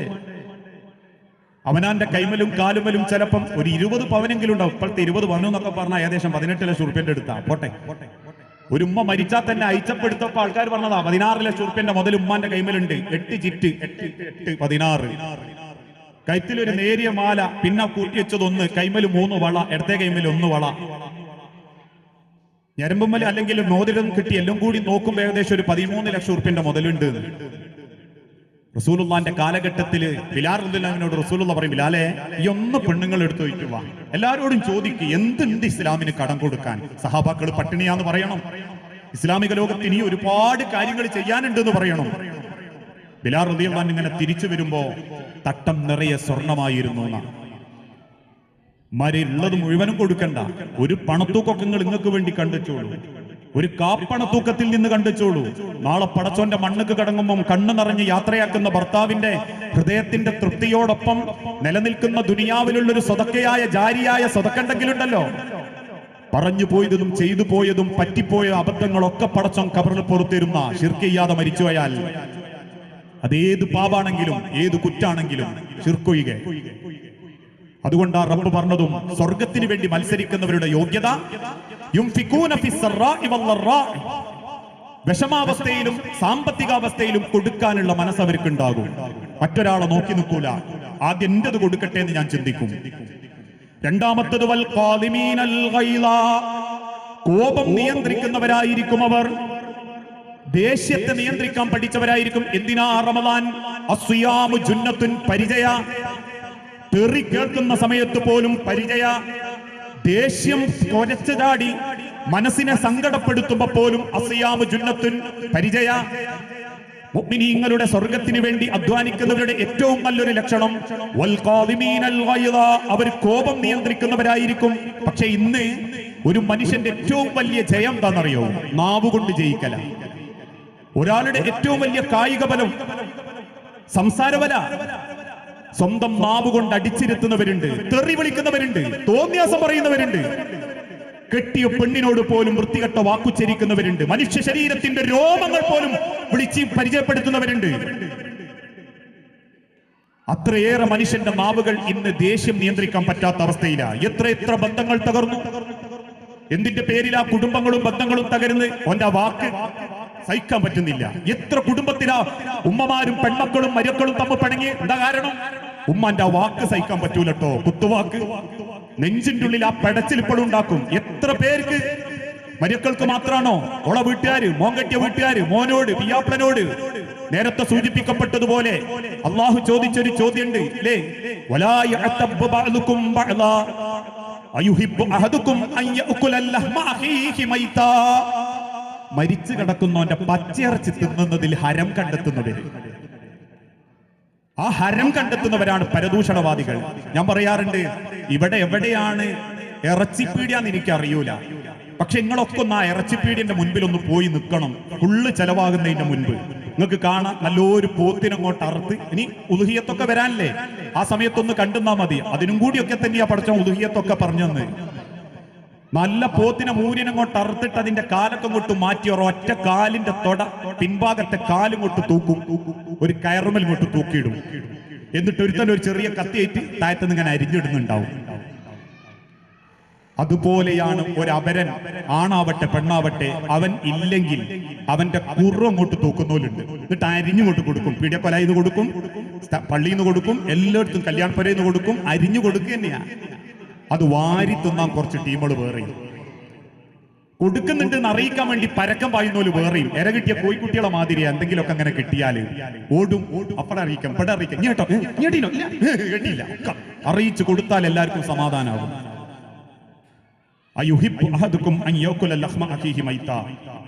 എല്ലാ മലിന സ്വഭാവത്തിന്റെയും തുടക്കം കോപം നിയന്ത്രിക്കാൻ പറ്റാത്തതാണ്. ദേഷ്യം മനസ്സിലുണ്ടോ എല്ലാ സ്വഭാവം ഉണ്ടാവും. കുശുമ്പുണ്ടാവും, അസൂയ ഉണ്ടാവും, പെട്ടെന്ന് വൈകാരികനാകും. എന്താ കാരണം? കോപണ്ട്. ചില ആൾക്കാർ അതിനൊരു സൂക്കേടിയായിട്ട് കൂട്ടിക്കെട്ടും. മൂപ്പർക്ക് അസൂക്കേട് ഉള്ളതുകൊണ്ടാ പെട്ടെന്ന് ചൂടാകുന്നതെന്ന്. അല്ലട്ടോ, വെറുതെ സൂക്കേടിനെയായിട്ട് അതിനെ കൂട്ടിക്കെട്ടൊന്നും വേണ്ട. അത് മനുഷ്യന്റെ ദുസ്വഭാവം തന്നെയാ. ക്ഷമിക്കാൻ നമുക്ക് കഴിവുണ്ട് എന്നുള്ളത് ഉറപ്പാ. കാരണം ഒരൊറ്റ ഉദാഹരണം മതി. നമ്മൾ വീട്ടിലേക്ക് കയറി ചെല്ലുക, വാതിലിങ്ങോട്ട് തുറന്ന് നമ്മൾ ഡൈനിങ് ഹാളിലേക്ക് കയറി ടീപ്പോയ്മയിലേക്ക് ഇങ്ങനെ ഇരിക്കാൻ നേരത്ത് കൈയൊന്ന് തട്ടി അവിടെ ഉണ്ടായിരുന്ന ഒരു ഗ്ലാസ് നിലത്ത് വീണ് പൊട്ടിപ്പോയി. നമ്മള് കണ്ടിട്ടില്ല, ശ്രദ്ധിച്ചിട്ടുമില്ല. അവളാ ക്ഷീണത്ത് പോയി ഇരുന്നപ്പോ കൈകൊണ്ട് തട്ടി വീണായതാ. വീട് പൊട്ടിയെന്ന് കേട്ടിട്ട് പെണ്ണുങ്ങൾ ഇങ്ങനെ ഓടി വരും. അപ്പോഴേക്കന്നെ നമ്മളെന്താ ചോദിക്കുക? ഇതാരവിടെ കൊണ്ടുവച്ച്? ഇത് ഇവിടെ വെക്കല്? ഇവിടെയാണോ ഇത് വെക്കല്? ഗ്ലാസ് ഒക്കെ വെക്കാൻ പോറ സ്ഥലല്ലേ? നമുക്ക് അടുക്കളയിലേക്ക് എടുത്തുകൊണ്ട് പോയിക്കൂടെ? ശരി. ഇനി ഇത് അഥവാ പൊട്ടിപ്പോകുന്നത് മക്കളോടാന്ന് കരുതുക, അല്ലെ പെണ്ണുങ്ങളോടാന്ന് കരുതുക. ഗ്ലാസ് പൊട്ടി ഉടനെ മുപ്പര് വയ്ക്കും. ഇത് എന്റെ മുഖത്ത് കണ്ണില്ലേ? കണ്ണെന്തിനാ പഠിച്ചോൻ തന്നത്? രണ്ടും രണ്ട് ശൈലിയാ. ഒന്ന് ഇന്നോടാണെങ്കിൽ ഇതാരവിടെ കൊണ്ടുവച്ച് ഇവിടെ അവക്കണ്ടി. വേറൊരാളോടാണെങ്കിൽ എന്റെ മുഖത്ത് കണ്ണില്ല. കോപം നമുക്ക് നിയന്ത്രിക്കാൻ പറ്റുന്നതാ. അതിന് വെറുതെ സൂക്കേടിന്റെ കാര്യം പറയരുത്, അതിന് വെറുതെ പാരമ്പര്യം പറയരുത്. ഉപ്പനെ വാപ്പ എങ്ങനെയായിരുന്നു, അല്ലെ ഓന്റെ ഉമ്മ എങ്ങനെയായിരുന്നു? വേൻ ചൂടാകുന്ന പ്രകൃതക്കാരാണ്. അത് വലിയ ക്വാളിറ്റി ഒന്നുമല്ല. ഒരു മുഅ്മിൻ, സ്വർഗത്തിന് വേണ്ടി പരിശ്രമിക്കുന്ന ഒരു മുഅ്മിനിന് വൽ ഖാദിമീനൽ ഗൈള, അവൻ കോപം നിയന്ത്രിക്കണം. ഒരു സ്വഹാബത്ത് വന്ന് ചോദിക്കുന്നില്ല, ഔസീനി ബിൽ ജന്ന, റസൂലേ എനിക്ക് സ്വർഗ്ഗമാണ്, എന്നെ ഒന്ന് ഉപദേശിക്കുക. അല്ലാഹുവിന്റെ തിരുദൂതൻ പറയും, ലാ തഗ്ളബ്, നീ കോപിക്കരുത്, ദേഷ്യപ്പെടരുത്. ദേഷ്യം നിന്റെ ഹൃദയത്തെ വല്ലാതെ കടുത്തതാക്കി കളയും. ലൈസ ശദീദു ബിസ്സുറഅതി ഇന്നമ ശദീദുല്ലദീ യംലികു നഫ്സഹു ഇൻദൽ ഗളബ്. തീർച്ചയായും നിന്റെ കായിക കരുത്ത് ഉപയോഗിച്ച് തോൽപ്പിക്കലല്ല, ഹൃദയം കൊണ്ട് പൊറുക്കലും ഹൃദയം കൊണ്ട് ദേഷ്യത്തെ നിയന്ത്രിക്കലുമാണ് നിന്റെ ഈമാൻ. ആ ഈമാൻ നേടണം. നോമ്പിന്റെ ഒരു ഭാഗത നാവും മനസ്സും നിയന്ത്രിക്കുക ദേഷ്യത്തിൽ നിന്ന്. മൂന്നാമത്തത് വൽ ആഫീന അനിന്നാസ്, ജനങ്ങളോട് വിട്ടുവീഴ്ച ചെയ്യാനുള്ള മനസ്സുണ്ടാവണം. ഇന്നത്തെ കാലഘട്ടത്തിൽ മുസ്ലിം സമൂഹത്തെ ഏറെ ബാധിക്കുന്ന ഒരു ദുരന്തം, ബന്ധങ്ങൾ പലതും അലോക്യത്തിലാണ്. എത്രയോ കുടുംബങ്ങൾ ഇന്ന് പരസ്പരം പിണക്കില, മുഖത്തോട് മുഖം നോക്കാത്തവര്, മരിച്ചാൽ പോലും പൊരുത്തം കിട്ടാതെ മണ്ണിന്റെ അടി കിടക്കുന്നവര്, ഞാൻ മരിച്ചാൽ പോലും എന്റെ മയ്യത്തിങ്ങി കാണാൻ വരരുത്, ഇവിടെ തീർന്നിങ്ങും ഞാനും തമ്മിലുള്ള ബന്ധമെന്നൊക്കെ പറയല് വലിയ ആവേശാപ്പോ. എത്ര ആളുകളാ കുടുംബം മുറിച്ച് ജീവിക്കുന്നില്ലേ? ഏത് ബന്ധങ്ങളും പടച്ചോൻ തന്നതാണെങ്കിൽ ആ ബന്ധങ്ങളെ ആ മനോഹരായിട്ട് കൊണ്ടുനടക്കണം. എന്തൊക്കെ അതിന്റെ ഇടക്ക് പ്രശ്നങ്ങൾ പ്രയാസങ്ങൾ ഉണ്ടായാലും റബ്ബിന് വേണ്ടി സ്നേഹിക്കണം, റബ്ബിന് വേണ്ടി പൊറുക്കണം, റബ്ബ് കൊടുക്കാൻ വേണ്ടി അത് വിട്ടേക്കണം. നമ്മളോട് അന്യായം ചെയ്തവരുണ്ടാകും, നമ്മളെ ദ്രോഹിച്ചവരുണ്ടാകും, കുറ്റപ്പെടുത്തിയവരുണ്ടാകും. അതൊക്കെ റബ്ബിനെ ഏൽപ്പിച്ചു കൊടുക്കുക. അള്ള കൊടുക്കട്ടെ. നമ്മൾ കൊടുക്കാൻ നോക്കിയാൽ നമ്മളെ മനസ്സും മലിനാകും, ചെയ്തതിന്റെ കുറ്റവും കിട്ടും, നമ്മൾ അനുഭവിച്ചതിന്റെ കുറ്റം വേറെ ഉണ്ടാവും. അതുകൊണ്ടാ ഏത് ബന്ധങ്ങളെയും വിട്ടുവീഴ്ച മനസ്സോടുകൂടി കാണണം. നമ്മളെ കുടുംബത്തിൽ നമ്മളൊരു വലിയ അസറ്റാവണം ബന്ധങ്ങളുടെ കാര്യത്തിൽ. അതാരായാലും ശരി. കേൾക്കണോ നിങ്ങൾക്കൊരു ചരിത്രം? സമയത്തിന്റെ പരിമിതിയുണ്ട്, ഞാൻ അവസാനിപ്പിക്കുക. മഹാനായ പ്രവാചകന്റെ പ്രിയപ്പെട്ട മകൾ ഫാത്തിമ ബീവി, ഞാൻ ഈ കഴിഞ്ഞ ദിവസം ഒരു അറബി ഗ്രന്ഥം വായിച്ചപ്പോൾ ഞാൻ ഒരുപാട് നേരം സങ്കടപ്പെട്ടുപോയിട്ടുണ്ട്. അതിങ്ങനെയാ, ഫാത്തിമ റളിയല്ലാഹു തആല അൻഹ വഫാത്താകുന്നതിന്റെ, മരിക്കുന്നതിന്റെ കുറച്ച് ദിവസങ്ങൾക്ക് മുൻപ് അലി ഇബ്നു അബീ ത്വാലിബിന്റെ മടിയിൽ തലവെച്ച് ഇങ്ങനെ കിടക്കും. കാരണം അവര് തമ്മിലുള്ള പ്രണയം ഇന്നും ലോകത്ത് കവികൾക്ക് മതിയായിട്ടില്ല പറഞ്ഞിട്ട്. നമ്മൾ ഇന്ന് മാപ്പിളപ്പാട്ട് കേൾക്കലില്ലേ? കൽബാണ് ഫാത്തിമ, അഴകാണ് ഫാത്തിമ, കുളിരാണ് ഫാത്തിമ, നെഞ്ചിനുള്ളിൽ ഫാത്തിമ. നമുക്കിത് വെറും ഫാത്തിമയാണ്. പക്ഷെ അവരൊക്കെ പാടിയതും പുകഴ്ത്തിയതും ഫാത്തിമ ബീവിന്റെതാണ്. ആ ഫാത്തിമ ബീവി ഇങ്ങനെ മടിയിൽ തലവെച്ച് കിടക്കുമ്പോൾ അലി ഇബ്നു അബീ ത്വാലിബിന്റെ മുഖത്തേക്ക് നോക്കി ചോദിക്കുന്നുണ്ട്, അലി, ഞാൻ മരിച്ച അങ്ങ് വേറെ കല്യാണം കഴിക്കുമോ? ചോദ്യം കേട്ട അലി ഇബ്നു അബീ ത്വാലിബ് വല്ലാണ്ട് അങ്ങ് സങ്കടപ്പെട്ടു. ചോദിക്കുക, എന്തേ ഫാത്തിമ? നിങ്ങൾ പറ അലി, ഞാൻ മരിച്ച അങ്ങ് വേറെ കെട്ടുമോ? ഇതിപ്പോ നമ്മൾ ചോദിക്കുന്നതായിട്ടോ, നിങ്ങൾ ചോദിച്ചിട്ടുണ്ടോ മൂപ്പരോട് ഞാൻ പല്ലണ്ട നിങ്ങൾ വേറെ കെട്ടുമെന്ന്? ആദ്യം മൂപ്പര് പറയും, നോക്കാം 4 മാസം അത് കഴിഞ്ഞ് ഞങ്ങളും വേറെ കെട്ടും, മൂപ്പരും വേറെ കെട്ടും. മനുഷ്യന്റെ പ്രകൃതി എങ്ങനെയാ? എല്ലാവരും അങ്ങനെയാണെന്ന് ഞാൻ പറയണില്ല. അലി ഇബ്നു അബീ ത്വാലിബ് കണ്ണീരോടെ ഇങ്ങനെ ആ ഫാത്തിമാന്റെ മുഖത്തേക്ക് ഇങ്ങനെ നോക്കി നിൽക്കുമ്പോൾ ഫാത്തിമ ബീവി അലീനെ അങ്ങനെ പൊതിഞ്ഞ് പിടിച്ച ഒരു ഉമ്മ കൊടുക്കും. എന്നിട്ട് പറയും, അലി, നിങ്ങൾ കെട്ടണം, ഞാൻ ഇല്ലാണ്ടായാലും നിങ്ങൾ കെട്ടണം. പക്ഷെ നിങ്ങൾ കെട്ടേണ്ടത് എന്റെ മൂത്ത ജ്യേഷ്ഠത്തി സൈനബയുടെ മകൾ യമാമനെ ആയിക്കണം. റസൂലുള്ളാഹി സ്വല്ലല്ലാഹു അലൈഹി വസല്ലമയുടെ മൂത്ത മകൾ സൈനബ ബീവി. സൈനബ ബീവിന്റെ മൂത്ത മകളാണ് യമാമ. യമാമ റളിയല്ലാഹു അൻഹാനെ പറ്റിയിട്ട് ഫാത്തിമ ബീവി പറയും, അതുകൊണ്ട് അലി, യമാമ നിങ്ങൾ കല്യാണം കഴിക്കണം, നിങ്ങൾ വേറെ കെട്ടാൻ പോയരുത്, വേറൊരു കുടുംബത്തിൽ നിങ്ങൾ കെട്ടാൻ പോയരുത് അലി. അലി ഇബ്നു അബീ ത്വാലിബ് ഇങ്ങനെ പൊട്ടിക്കരഞ്ഞിട്ട് ചോദിക്കുന്നുണ്ട്, ഫാത്തിമ, എന്തിനാ ഫാത്തിമ നീ ഇങ്ങനെയൊക്കെ പറയുന്നത്? ഫാത്തിമ ബീവി അലി ഇബ്നു അബീ ത്വാലിബിന്റെ താടി ഇങ്ങനെ പതുക്കെ കൈയോട് ഇങ്ങനെ ചകയുന്ന. അലി ഇബ്നു അബീ ത്വാലിബിന്റെ താടി ഇങ്ങനെ പരന്നിട്ടായിരുന്നു ആ ചരിത്രത്തിലുള്ളത്. നാട്ടുകാർ പുല്ലും വണ്ടി എന്നാ വിളിക്കുക, ഇടയ്ക്ക് ഫാത്തിമയും വിളിക്കായിരുന്നു പുല്ലും വണ്ടി അലിയേന്ന്. അതുകൊണ്ട് തന്നെ ആ താടിയിൽ ഇങ്ങനെ കൈയോണ്ട് ഇങ്ങനെ തടവിയിട്ട് ഫാത്തിമ ബീവി പറയും, അലി, നിങ്ങളെപ്പോലെയുള്ള ഒരാൾ എന്റെ കുടുംബത്തിൽ വേണം അലി, നിങ്ങളെപ്പോലെയുള്ള ഒരാൾ എന്റെ കുടുംബത്തിൽ വേണം അലി, എന്റെ കുടുംബത്തിന്റെ പുറത്ത് നിങ്ങൾ പോകാൻ പാടില്ല. ഞാൻ മരിച്ച നിങ്ങൾ വേറൊരു കുടുംബത്തിൽ നിന്ന് കെട്ടിയാൽ ആ കുടുംബത്തിലേക്കായി പോകും നിങ്ങൾ, അതാവരുത് അലി, നിങ്ങൾ എന്റെ കുടുംബത്തിൽ വേണം, നിങ്ങൾ അത്രക്ക് നല്ലൊരു മനുഷ്യനായി, വേറൊരു കുടുംബത്തിന് നിങ്ങളെ ഞാൻ വിട്ടുകൊടുക്കൂല അലി, എന്റെ ജ്യേഷ്ഠത്തിയുടെ മകൾ യമാമയെ നിങ്ങൾ കെട്ടണലി, നിങ്ങൾക്ക് ഭാര്യയാവാനും എന്റെ മക്കൾക്ക് ഉമ്മയാവാനും യമാമയോളം നിങ്ങൾക്ക് മറ്റൊരാളെ കിട്ടൂല അലി, കാരണം നിങ്ങൾ അത്രക്കും നല്ലൊരു മനുഷ്യനായി. അലി റളിയല്ലാഹു അൻഹു പൊട്ടിക്കരഞ്ഞു വന്നിട്ടുണ്ട്. പിന്നീട് വർഷങ്ങൾക്ക് ശേഷം അലി കല്യാണം കഴിക്കാൻ ആഗ്രഹിക്കുമ്പോൾ കല്യാണം കഴിക്കുന്ന ഇതേ യമാമ റളിയല്ലാഹു അൻഹ തന്നെയാണ്. ഞാനിത് പറയുന്നത് എന്താ പറയാ, അലി ഇബ്നു അബീ ത്വാലിബിനെ പറ്റിയിട്ട് ഫാത്തിമ ബീവിന്റെ അഭിപ്രായം എന്ത്? നിങ്ങളെപ്പോലുള്ള ഒരാൾ എന്റെ കുടുംബത്തിൽ നിന്ന് പുറത്തു പോകരുത് അലി, എന്റെ കുടുംബത്തിന് കിട്ടിയൊരു ഭാഗ്യങ്ങള്. നിങ്ങൾ ഇന്ന് ക്ലാസ് കഴിഞ്ഞിട്ടൊന്ന് മൂപ്പരോട് ചോദിച്ചു നോക്കേണ്ടി, അല്ലെങ്കിൽ നിങ്ങൾ തിരിച്ചങ്ങോട്ടും ചോദിച്ചു നോക്കി, അല്ലേ ഞാൻ മരിച്ച അങ്ങളിപ്പോ വേറെ കെട്ടുമോ? ഇനി അഥവാ കെട്ടുകയാണെങ്കിൽ എന്റെ കുടുംബത്തിൽ നിന്ന് എനിക്ക് കെട്ടണ്ട, ഞാനോ പെട്ടു. ഇതായിരിക്കും ചിലർ പറയാ. അല്ലെ ചില പെണ്ണുങ്ങൾ പിയാപ്പിളാര് പറയും, ഞാൻ കെട്ടു, ഇനിയിപ്പോ ഏതായാലും എന്റെ വഴിക്കില്ല എന്നാണെങ്കിൽ ഒരു കുടുംബത്തിൽ ഒരു മനുഷ്യന്റെ ഭംഗി എന്ന് പറയുന്നത് അവൻ ആ ബന്ധങ്ങളെ കൊണ്ടടക്കുന്ന രസത്തിലാണ്. അത് ചിലപ്പം മക്കളാവാം, വാപ്പയാവാം, മൂത്താപ്പയാവാം, എന്തു ആവാം. ഞാൻ എന്റെ കുടുംബത്തിൽ ഒരു വലിയ സംഭവമാണ്, ബന്ധം കൂട്ടിച്ചേർക്കുന്നതിലും എല്ലാരെയും സ്നേഹിക്കുന്നതിലും കാണുന്നതിലും ഒക്കെ ആ ഒരു മനസ്സ് നമുക്കുണ്ടാവണം. ആ ബന്ധങ്ങളെയാണ് നമ്മൾ ചേർത്ത് പിടിക്കേണ്ടതും. അതുകൊണ്ട് ആ വിട്ടുവീഴ്ചയും ക്ഷമയും സഹനവും ഒരു വിശ്വാസിന്റെ ഏറ്റവും നല്ല മനസ്സാ. പക്ഷെ ഇന്ന് ചിലർ പണിയെടുത്തോണ്ടിരിക്കുന്നത് വിട്ടുവീഴ്ച ഇല്ലാതെയാക്കാനും ക്ഷമയേക്കാൾ കൂടുതൽ അക്ഷമരാകാനുമാണ്. ജനങ്ങൾക്കിടയിൽ അനൈക്യണ്ടാക്കാൻ, കുത്തിത്തിരിപ്പുണ്ടാക്കാൻ, ഫസാദുകൾ പറഞ്ഞു വരുത്താൻ, എഴുതി പരത്താൻ. ആലോചിച്ചു നോക്കൂ, ഏത് ബന്ധങ്ങളും കൂട്ടിച്ചേർക്കാൻ റബ്ബിനല്ലാതെ ലോകത്തൊരാളെ കൊണ്ടും സാധിക്കൂല. എത്ര കുടുംബത്തിൽ എത്ര മധ്യസ്ഥം നടന്നു. മുജാഹിദ് പ്രസ്ഥാനം വേർപെട്ടു പോയപ്പോൾ പോലും എത്ര പേര് മധ്യസ്ഥം പറഞ്ഞു. 14 കൊല്ലങ്ങൾക്കപ്പുറം ഐക്യപ്പെട്ട് ചേർന്ന് നിന്ന് മനോഹരമായി ജീവിച്ചു തുടങ്ങിയപ്പോ ആ ഐക്യത്തിന്റെ മുള്ളിൽ കൂടെ പോലും ആളുകൾക്ക് കുത്തിത്തിരിപ്പുണ്ടാക്കാനും ഫസാദ് ഉണ്ടാക്കാനും ഇപ്പോഴും പണിയെടുക്കുന്നവരില്ലേ? കുതന്ത്രങ്ങളും കുത്തുവാക്കുകളുമായി അൽ ഫിത്നതു അശദ്ദു മിനൽ ഖത്ൽ, കുഴപ്പങ്ങൾ ഉണ്ടാക്കുന്നവർ, നാടിനെ ചേരിതിരിക്കുന്നവർ, തമ്മിലടിപ്പിക്കുന്നവർ, രക്തം ചിന്താൻ വേണ്ടി മാത്രം ചെന്നായുടെ ശരീരത്തോടുകൂടി എഴുത്തും വായനയും പേനയും പേമ്പുമായി എഴുതുന്നവർ. എന്തേ ലക്ഷ്യം? തമ്മിലടിപ്പിക്കണം. ഏതായാലും നസീഹത്തല്ല, പിന്നെന്താ ഉള്ളത്? കുത്തിത്തിരിപ്പ്. അതാണ് ഇന്ന് മുസ്ലിം ഉമ്മത്തിലെ ചിലരുടെ സ്വഭാവം. ഞാൻ പറയാറുണ്ട്, അത് പടച്ചോൻ അവർക്ക് കൊടുക്കുന്ന ഒരു ശിക്ഷയാന്ന് പോലും ഈ സാധുക്കൾ അറിയുന്നില്ല. ആ സ്വഭാവേ അത് അള്ള കൊടുക്കുന്ന ഒരു ശിക്ഷയാ. അവര് വിചാരിക്കുന്നില്ല അത് നിന്റെ സ്വഭാവ വൈകല്യാന്ന് പോലും ചിന്തിക്കുന്നില്ല. നമ്മൾ ഇത്രത്തോളം അനുഭവിക്കുന്നുണ്ട്. അങ്ങനെയുള്ള ആൾക്കാരുടെ കുടുംബത്തിൽ അവർ എത്രത്തോളം അനുഭവിക്കുന്നുണ്ടാവും? എത്രത്തോളം ആ മനുഷ്യന്റെ ദുഷ്ട മനസ്സുകൊണ്ട് ആ കുടുംബം വേദനിക്കുന്നുണ്ടാവും? ഒരു കുടുംബത്തിന്റെ ഏറ്റവും വലിയ റബ്ബിന്റെ ഒരു പരീക്ഷണ, പരസ്പരം സ്നേഹിച്ച് ജീവിക്കുന്നിടത്ത് കുത്തിത്തിരിപ്പുണ്ടാക്കാൻ വേണ്ടി പണിയെടുക്കുന്ന കൂട്ടര്. അത് വ്യക്തിയാവാം, കൂട്ടമാവാം. അവിടെയാ റബ്ബ് ഓർമ്മപ്പെടുത്തിയതും ഇർഹമു മൻ ഫിൽ അർളി യർഹമുകും മൻ ഫിസ് സമാ. അതിനുവേണ്ടി പണിയെടുക്കുന്ന ആളുകളോട് വിശുദ്ധ ഖുർആനിലൂടെ തന്നെ റബ്ബ് പഠിപ്പിച്ചൊരു വാക്കുണ്ട്, ഫഅസ്ലിഹു ബൈന അഖവൈക്കും. നിങ്ങൾ സുൽഹ് ഉണ്ടാക്കണം, പരസ്പരം ചേർന്ന് നിൽക്കണം. പ്രത്യേകിച്ച് ആധുനിക കാലഘട്ടത്തിൽ ഫാസിസ അജണ്ടകളും കൃത്യമായ രീതിയിലും മുസ്ലിം സമൂഹത്തിന്റെ ആശയാദർശങ്ങളിലേക്കും അടിസ്ഥാന വിശ്വാസത്തിലേക്കും ഇന്ന് ഫാസിസം കരാളഹസ്തം നീക്കി കയറി വന്നുകൊണ്ടിരിക്കുകയാണ്.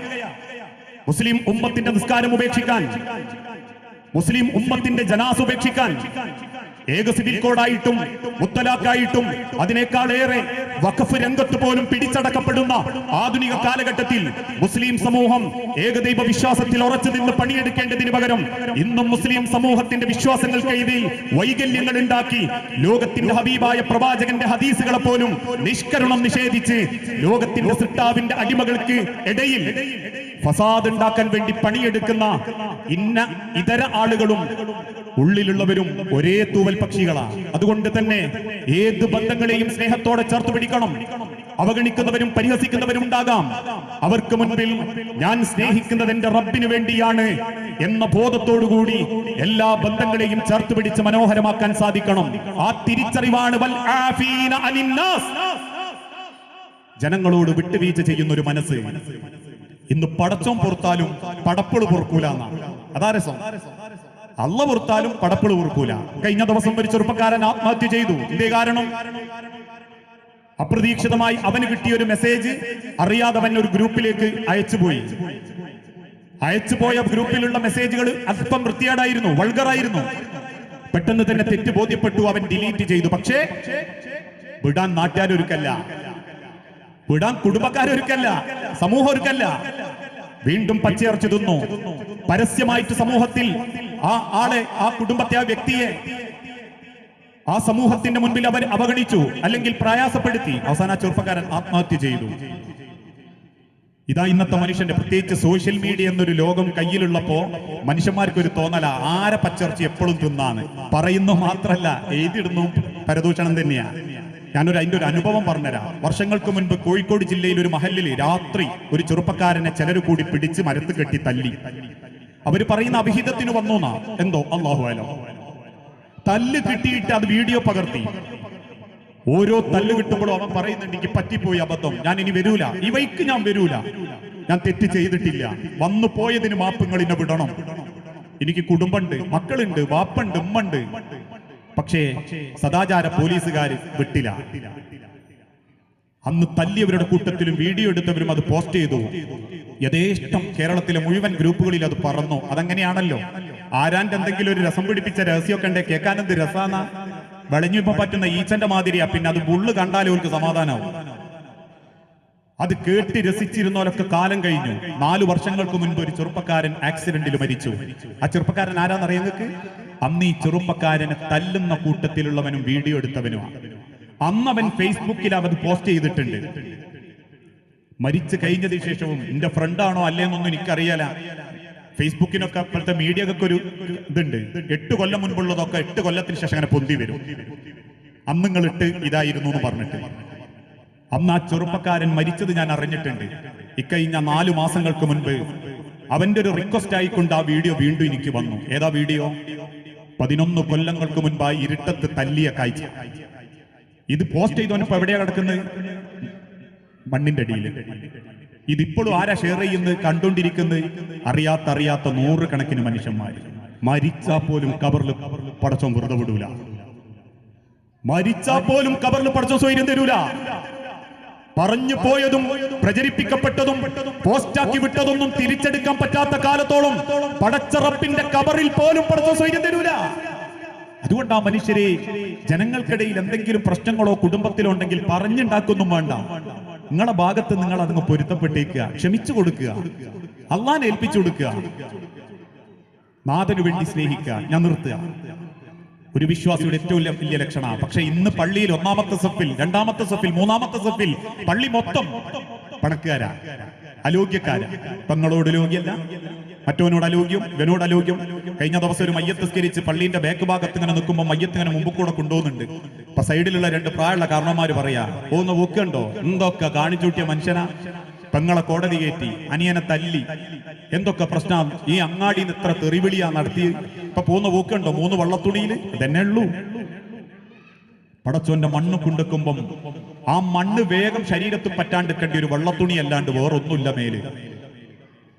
അതുകൊണ്ട് തന്നെ വൽ ആഫീന അനിന്നാസ്, പടച്ചോന്റെ നേരെ കൈ നീട്ടുമ്പം എന്റെ പൊരുത്തത്തിന് വേണ്ടി കാത്തിരിക്കുന്നവർക്ക് ഞാനത് കൊടുക്കണം. എന്നാലേ ഇർഹമു മൻഫിൽ അർളി യർഹമുക്കും മൻഫിസ് സമാ. ഇനി ആ പൊരുത്തം കിട്ടാതെ മരിക്കുന്നൊന്ന് ആലോചിച്ച് നോക്കി നിങ്ങൾ. എവിടെ പോയി ആ പൊരുത്തം വാങ്ങുക? ദുനിയാവിൽ എന്തിനും പ്രാച്ചിത്തുണ്ട്. ഒരാൾക്ക് നോമ്പ് കടണ്ടോ, ഫിദിയ കൊടുത്താൽ മതി. ഒരാൾക്ക് ഹജ്ജ് ചെയ്ത് കൊടുക്കാൻ മക്കൾക്ക് പറ്റും.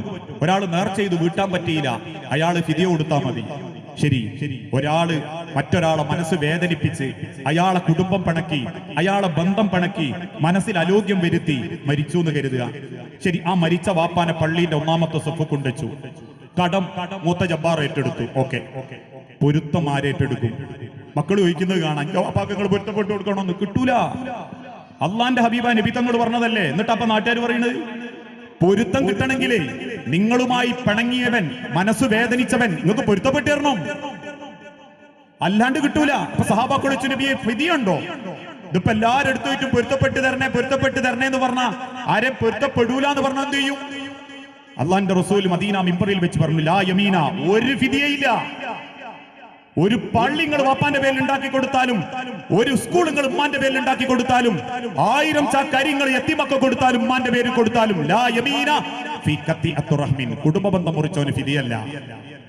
പിന്നെ ഇത് എവിടുന്ന പൊരുത്തപ്പെടിക്കുക? കിട്ടൂല. ആഹാരത്തിൽ വിരൽ കടിച്ച് നിൽക്കുന്ന ഒരു ദിവസം വരും. പ്രിയപ്പെട്ടവരെ, റമദാൻ ഇതിനൊക്കെ ഉള്ളൊരു മാറ്റ, മനസ്സും ശരീരവും ശുദ്ധമായി റബ്ബിലേക്ക് ചേർന്ന് നിൽക്കാൻ, അടുക്കാൻ, ഹൃദയം തുറന്ന് നാഥന്റെ അരികിലേക്ക് ചേർന്ന് നിന്ന് മനസ്സും ശരീരത്തിലും അള്ളിക്കൂടി പിടിച്ചിരിക്കുന്ന പാപങ്ങൾ കഴുകിക്കളയാൻ. ആ മാസം കിട്ടോ ഇല്ലേ എന്നൊരു ഉറപ്പ് പോലും ഇല്ലാതെ ഇന്നത്തെ ദിവസം എത്തിയിട്ടുണ്ടെങ്കിൽ റബ്ബിനോട് പ്രാർത്ഥിക്ക, റബ്ബേ ആ റമദാനിന്റെ ചൈതന്യത്തിലേക്ക് എത്താൻ, അതിനേറ്റവും പുണ്യത്തോടുകൂടി വാരിപ്പിടിക്കാൻ, ഹൃദയത്തിലുള്ളതെല്ലാം റബ്ബിന്റെ മുൻപിൽ ഏറ്റുപറയാൻ, പടച്ച റബ്ബിനോട് കാരുണ്യത്തോടെ നാഥന്റെ സ്വർഗത്തിൽ ഒരുമിപ്പിച്ചു കൂട്ടാൻ. കാരണം നമുക്ക് ചെയ്യാൻ പറ്റുന്നത് ഒന്നേ ഉള്ളൂ, എല്ലാവർക്കും പൊരുത്തപ്പെട്ടു കൊടുക്കുക. ഞാൻ എന്റെ ഭാഗം പറയാണ്, എല്ലാവർക്കും വാക്കുകൊണ്ടും പ്രവൃത്തി കൊണ്ടും എന്നിൽ നിന്ന് സംഭവിച്ചു പോയത് നിങ്ങൾ പൊരുത്തം തരണോ നിങ്ങൾ തീരുമാനിക്കുക. ഞാൻ എല്ലാം റബ്ബിലേക്ക് വിട്ടു. അള്ളാഹുവിന് വേണ്ടി സ്നേഹിക്കുന്നു, റബ്ബിന് വേണ്ടി ക്ഷമിക്കുന്നു, റബ്ബിന് വേണ്ടി ജീവിക്കുന്നു. ആ തിരിച്ചറിവോടെ നമ്മൾ ഓരോരുത്തരും മനസ്സിനെ പാകപ്പെടുത്തിയ എല്ലാം ദുനിയാവിൽ മനോഹര, ഭയങ്കര രസ ദുനിയാവ്.